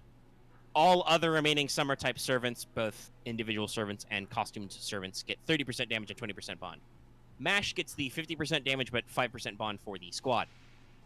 So, the usual stuff. There are also 2 special store-type mission CEs. One is for bonus enemy spawn rate, and the other is for plus 100% damage on the equipped servant. That's 200% MLB, I believe. By the way, the damage one is the one that's easier to get because it's mostly in the store. And then the one extra copy is a mission. Speaking of the store will contain wondrous items which you can purchase. It shall include EXPs, foes, proofs, bullets, something bullets, snake jewels, gears, lamps, shells for no reason at all. It's not like Summers eat shells like they're candy. Feathers, hearts, gallstones, along with all 7 types of statues. Oh, that's so fun. Also, you will get 4 copies of the Damage Plus CE, and also the challenge letters you need to advance the story. So you need to farm currency to advance the story. I don't know what the story justification for why you have to buy your official challenge letters at the shop, but I'm sure they'll explain it. I mean, clearly because you gotta prove you got the money. I mean, it is all a casino, yeah. The mission list contains 4x of the Spawn CE. The last one is in part 2. 1x of the Damage CE. Hokusai copies and Ascension mats. All 4 of your Ascension mats are in there. And also includes the usual Mana Prisms, all 3 command codes, apples, fever tickets, skill gems. And a variety of mats like soaps, void dust, stingers, fangs, mirrors, steaks. Gotta need them steaks. Grease. Egg, very important. Egg, very important. Homunculi, chains, crystals, bloodstones, and the forbidden pages. Completing the mission list is pretty easy. It's the usual stuff. Do quests, defeat specific enemies, gather currency, QP, etc. Also make sure to ascend your Hokusai and bond with her. You need to be bond 3 to complete all quests. So, yeah. It's pretty good. You may have to do a little bit of looking up, but hopefully you can figure out what the fuck you're doing with all your missions. There's not at least an excess of free quests. It's like every casino you unlocks casino quests at different tiers you can go to, so it's pretty explainable. And of course, to facilitate all this, there are banners with new servants and CEs for currency bonuses. It's the usual thing. The high level CE is the gold currency, second is the silver, third is the bronze, etc. Banner number 1 is Musashi, Carmilla, and Osakabe Hime, and 1 set of CEs. The second banner, which should start about a week in, will be Ruler Atoria, Melt, aka Mysterious Alter Ego Lambda, and Summer Okita, and the second set of CEs. There's also the special Merlin Siegfried Kotaro raid up, which, if they follow JP's format, which I don't see why they wouldn't, will be Sundays only, and also has the second set of CEs, because they're the dude CE. Honestly, I almost feel like this is like the Merlin thing is like a meme. Like I feel like they did it like a joke. I know that it increases demand, but I don't think they've ever done a banner like this since then. So I don't fucking know. And that should be it. You're all set to begin the tournament. Yay! Like I said, everything should be fairly easily explained. You should make a shitload of QP out of this, assuming you don't have any problems like with fucking up your team comps or anything. Do be careful of your requirements. You know, don't blow all your QP on a big chance quest and lose all your money right away. You know, do some research, think ahead. Please gamble responsibly. And hope everybody has a good time. It seems like it's going to be a lot of fun. It's a pretty dense story. There's a fair number of nodes and segments. There's a decent number of non-story nodes. Okay. It's not really... I didn't list them all out because there's not really a set of numbered chapters. It's more like, you know, first casino, this challenge, this story bit, etc. It almost seems like episodic. It's going to be pretty interesting. This should be focused on all the new servants. You get to hang out with them.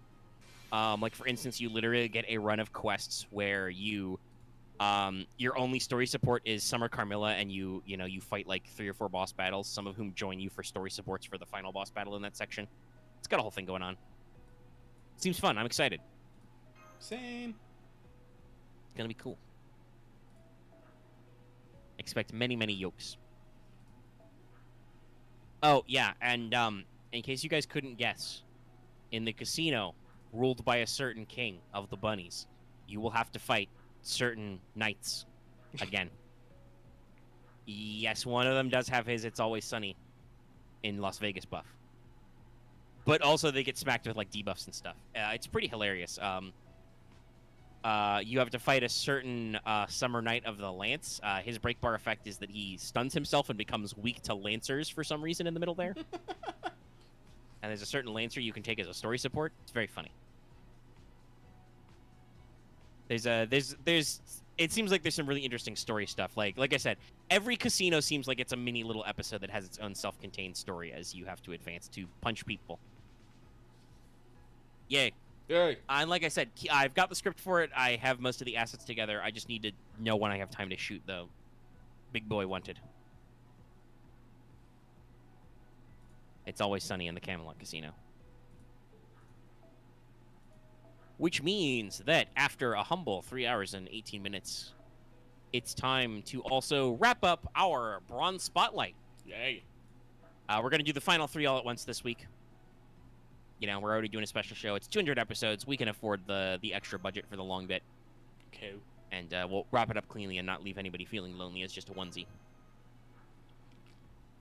So, let's just jump on in. So, Assassin first. In my list. We have our new bronze is Charlotte Corday, a 1-star assassin, of which there are some of them.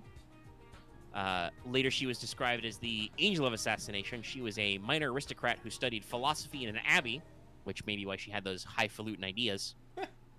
She was opposed to the radical actions of certain French revolutionaries and sympathized with the more moderate groups, which led to her astonishing assassination of one Jean-Paul Marat, who by all accounts, douche. She accomplished this entirely of her own planning and accord with little to no practice on it. Everybody insisted she must have had accomplices, aides, been put up to by somebody. No, she just sympathized with political moderates and decided to stab a motherfucker. He had a horrible skin condition, which meant he mostly conducted his business from his medicinal bath, so she stabbed his shit. It's a very famous painting.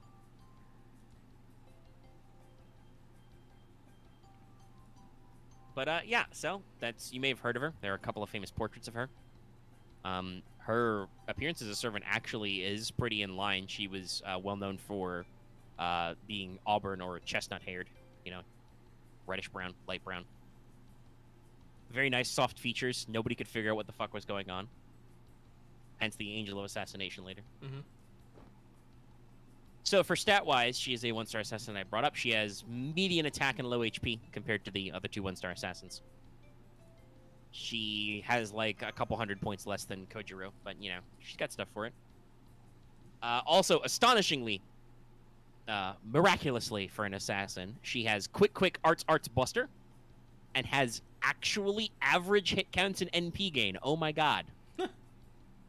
Something unheard of for most assassins. Hitting people more than once? And having more than one arts card? Nonsense. Preposterous. But it gets better. The preposterous just knows no bound. Her NP is a single target arts, which removes evades from the enemy.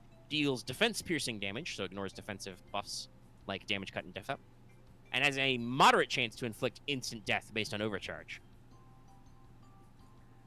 So, pretty typical fun stuff. Single target arts is usually decent damage. It removes the target's evade, so if they've got an evade, no they don't. And also will ignore any pesky defensive buffs.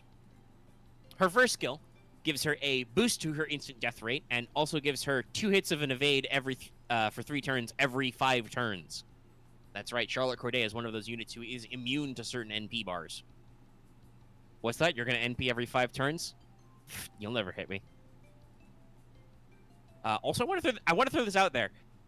Because its primary effect is increasing her instant death rate, aka one of the most useless buffs there is, she gets away with a 5-turn, 2-hit evade, which lasts 3 turns.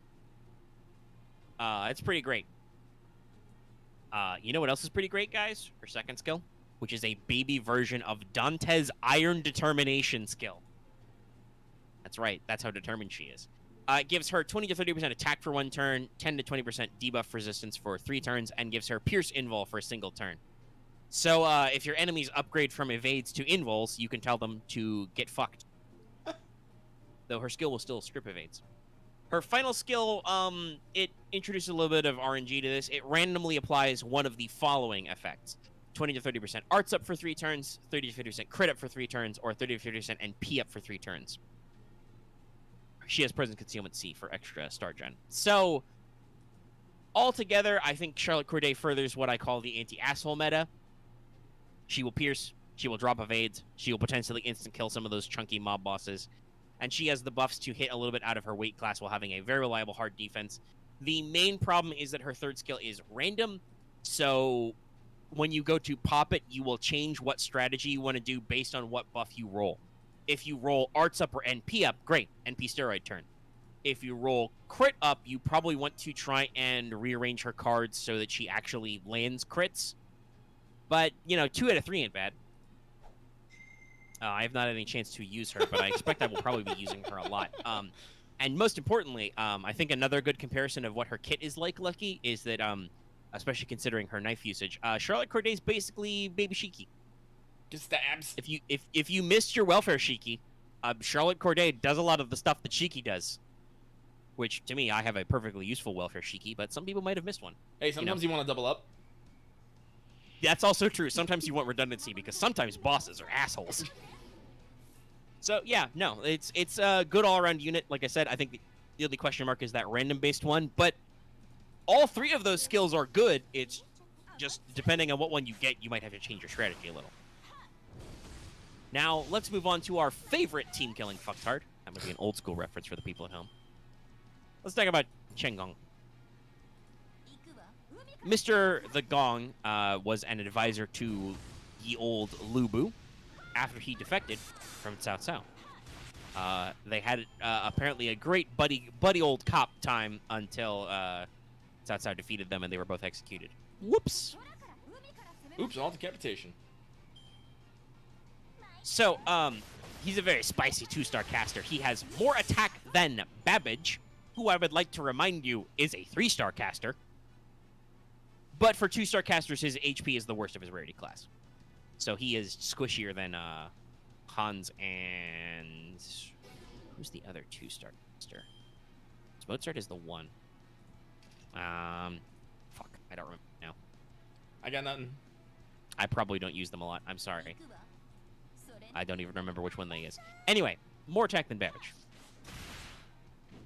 Shakes, that's right, yeah. That's right, because Shakes is one of those poor guys who's stuck in that half support, half attack stat. I do not use Shakes a lot because I unfortunately have better Buster buffers, and his NP's nothing to laugh about. But, he exists. So, the reason why you know about him is a couple of things. Obviously, I would say his card deck's not really anything to write home about. It's a caster deck, triple arts, 1 quick, 1 buster. It's got decent hit counts and slightly lower NP gen than normal because he has a caster deck. He will be making caster chains a lot. But the Gong is known for his NP. It is a Stella Caliber Arts AoE NP, which does bonus damage based on overcharge. So it's already a really high multiplier. It has like a single target multiplier on an AoE. Like it's 900% damage at NP1, which he's not. The downside is that it will kill the frontmost ally who isn't a Chen Gong. Well, isn't that Chen Gong himself. You can have double Chen Gong remove earlier Chen Gongs, but yeah, it's just the one who isn't. Sure. And keep in mind, you can only fire his NP if you have an available sacrifice. So if you get stuck on a Chen Gong solo, no NP for you. And his skills are all very much in this vein. His first skill is Scapegoat, a skill previously seen on Assassin Emiya. It will put Taunt on an ally and reduce enemy crit chance for a few turns. I believe it's like 10 to 30%. Second skill is the ever-popular Tactician's Advice. You know this one. This is the 10% NP gauge and defense damage cut one. Pretty good skill. And then his final skill is actually like a baby hero creation. It gives an ally 30 to 50% buster up for 1 turn. It gives a Berserker ally 50-100% crit up for 1 turn, and then gives the targeted ally 2k to 3k max HP for 3 turns. So, yeah, Buster up, max HP up, maybe crit up if you're a Berserker. Like Lubu. What? Huh? What was that? I didn't hear anything. Anyway, so Chen Gong is a novel new farming unit. He is basically like a brand new Arash. He can blow up waves while cycling out allies out of buffs, letting you perform faster wave clears easier. So, yeah, you can apply buffs, have Chen Gong yeet your Waver or your Scotty or whatever out of the picture, blast opponents, and move on. Also, yes, Beowulf for any number of Buster Crit Berserkers, of which there are also a fuck ton works. Which is my second bullet point. Chen Gong doubles as a supporter for several units. He actually meshes with a lot of guys. Like, that defense damage cut is nothing to sneeze at. If you're using a mixed case where, like, you have Chen Gong, one Berserker, and then maybe another Chen Gong. Although can you apply Scapegoat to yourself? I don't remember. It may have to be another servant. Yes, that's right. Omega will find support Scotty just so you can have Chen Gong blow her up. No. I could do that, but usually I take damage killers. Because there's some people on my friends list who have a max limit broken K-scopes, and I don't yet. I'm at 4 K-scopes total, okay? One more, and then we can do the legend. I can unleash the legend. Oh, I should mention Chen Gong's passes. They're very castery. He has Territory Creation C for a little bit of better arts, and Item Creation B. That means that crit down on Scapegoat is really going to stick. But yeah, no, Chen Gong's a really decent caster niche. I think they actually did something they needed to do with bronze casters because, like, yeah, Hans is pretty good, but using him for years, right? Right. He's just good stuff support.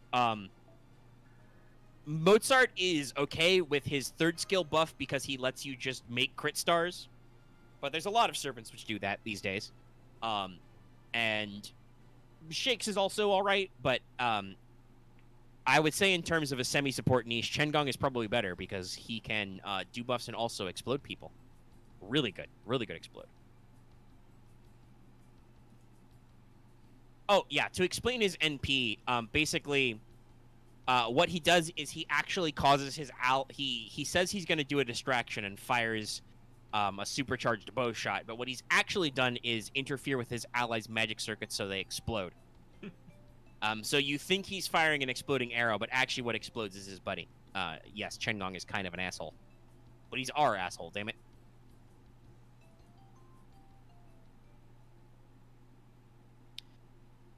But yes, that's why your allies explode when he shoots an arrow. It's not like he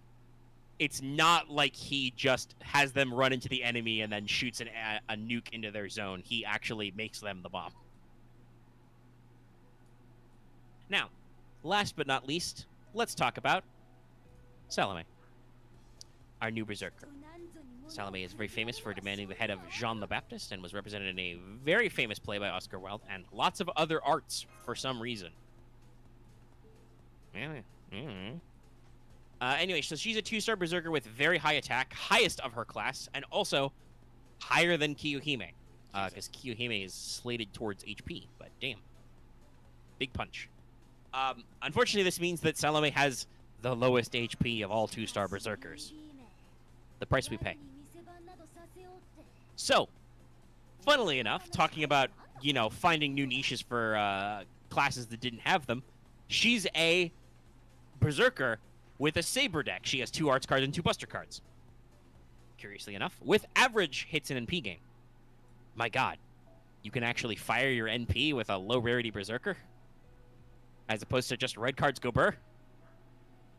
It's a revolution down here. And her NP is a pretty basic single target arts. It then slaps the targeted opponent with 1k curse for 5 turns and also multiplies curse damage based on overcharge. It does 200%, so double curse damage with OC level 1. Should be pretty spicy with her stats. Her first skill gives her 30 to 50% damage to lawful or good enemies. Now, note, this is not separate, so if they're lawful good, she does not double up, but she will get the bonus damage to either lawful or good enemies for 3 turns. And also just gives her normalized 10 to 20% attack up. Her second skill is an alternate natural body, which gives her 1 use 3 turns of debuff immunity, 1 hit 3 turns of invul, and 10 to 20% defense up for 3 turns with a 5-turn cooldown. So once again, good old Salome will absolutely eat NPs of certain bars. She literally can't be hit by them if you max out her skills. If your opponent doesn't have Pierce Invul, it doesn't count.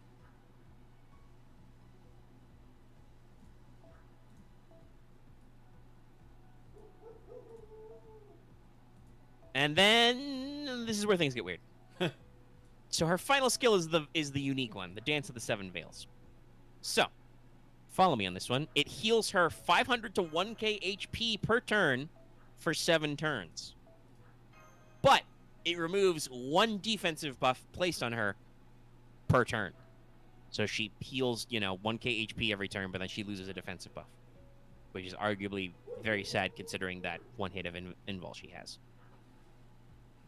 However, if she lives through all 7 turns, she gives the whole team 52 100% NP battery. Wow. That's a long game, though. Yeah, which I think is the problem here. Madness Enhancement C is her only passive. So, Salome is an interesting unit. She has decent DPS potential. She's got a trait damage. She has curse and multipliers damage. She's a single targeter. She has a great hard defense. But outside of meme comps, her final skill is basically dead. Like, yeah, okay, you can get 100% NP gauge after 7 turns, but are you going to be grinding it out with a 2-star Berserker for 7 turns? Maybe. She is arts right. She has a hard defense. She's got a couple of arts cards. You might actually be using her to, do a stall and grind situation, right? Like, she might be your defensive hitter as you just wall up behind waivers and Tamamos and stuff. Uh-huh. But, yeah, I do think that, unfortunately, the fact that you got to wait 7 turns for the battery is, like... That's, like, a bonus thing you apply because you need the HP regen, not, like, a cool thing you want to do.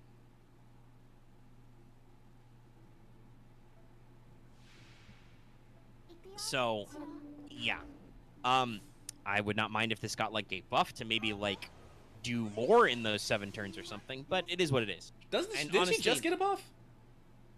I don't remember seeing anything about it. I could have sworn she just did. Hang on.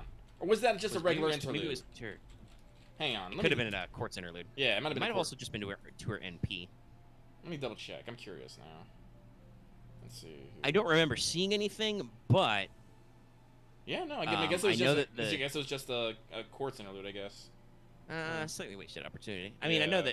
I know that story writing is cool and all, and I'm sure it'll be interesting because she's a bronze. But it's definitely like I feel like her third skill could use a little juicing. It's very gimmicky, right? All right.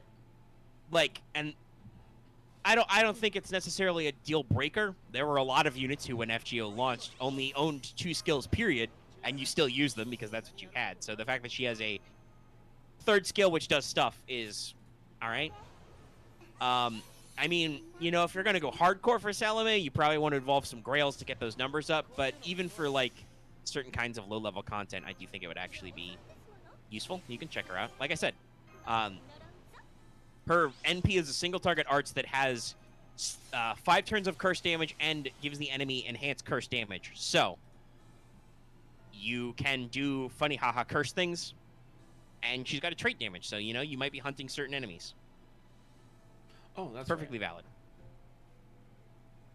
So yeah, I think all of our bronzes are pretty interesting. A lot of them are trying out new niches and new combos that previous, free servants, FP servants did not hit. As you may have noticed from my scathing commentary on early Assassins. Oops, all quick cards. Actually, I can't remember. Is Matahari a caster deck?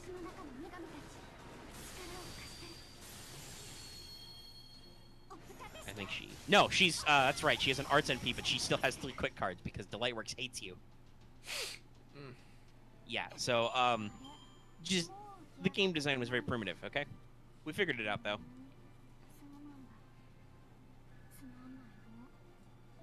And, yeah, that's our bronze highlight. Hopefully you've enjoyed these little deep dives. We've made sure to mention a few things about their characterization and history, and also hit you up with what they're good for. So, I know that there are a couple of these units that I am ready to bust out there and try out in future events. Mm-hmm. And hopefully have some fun. But let's see. With all that, I think we have hit all the things in my show notes. Yeah! Only taking us a measly 3.5. Big show. A pathetic half hours. Nothing. That's not entirely true. Those are good ones.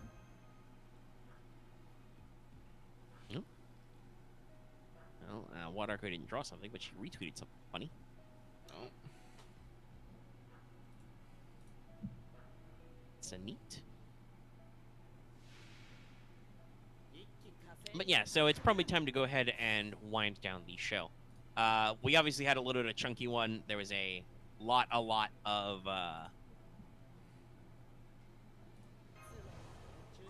whatchamacallit, a lot of mailbag. Mm-hmm. There was what, 39 of those? It was a lot. We had a little tech diff in the middle there, obviously. But I wanted to make sure, because like I said, I'm moving soon. Not entirely sure when now, but soon. I got a lot of my stuff packed up in boxes. So I wanted to make sure to get the pregame out of the way cleanly before we have any other like rushing or anything I got to do. So next week we will be hitting, because that'll be our last show of the month. We'll be hitting Fancy Friday. Remember, it's Berserker John Henry. And we will be letting you know other stuff, because like I said, we should start to be hearing some news out of FGO JP for their anniversary. It might just be more CE images, it might just be more celebrations, but you never know. They might start with like some memorial quests or something for CEs. Maybe they'll start rolling out rank ups. Whatever. We'll see what happens. If nothing else, if it's just some, fluffy nothing streams, we can at least report that to you. So, if you don't speak Moonspeak, you're not missing anything. And also, with only like 4 or 5 days left in the actual summer event, I'm expecting that announcement on 4 soon. Like, maybe 4 won't start right away, but I'm expecting an announcement soon. I'm ready to go. I'm ready to rock and roll. Let's do this. Lucky, do you think we have any other future thoughts or stuff to talk about? Not really. As you expose poor summer BB to the biting cold. Listen, single target 8's arts, alter egos are great. Especially when you have a Tamama. That's a double if I have one. There might be a little Azure Lane talk, and the fact that I'm looking at Azure Lane and I'm going, do I want this in my life? But other than that, probably not.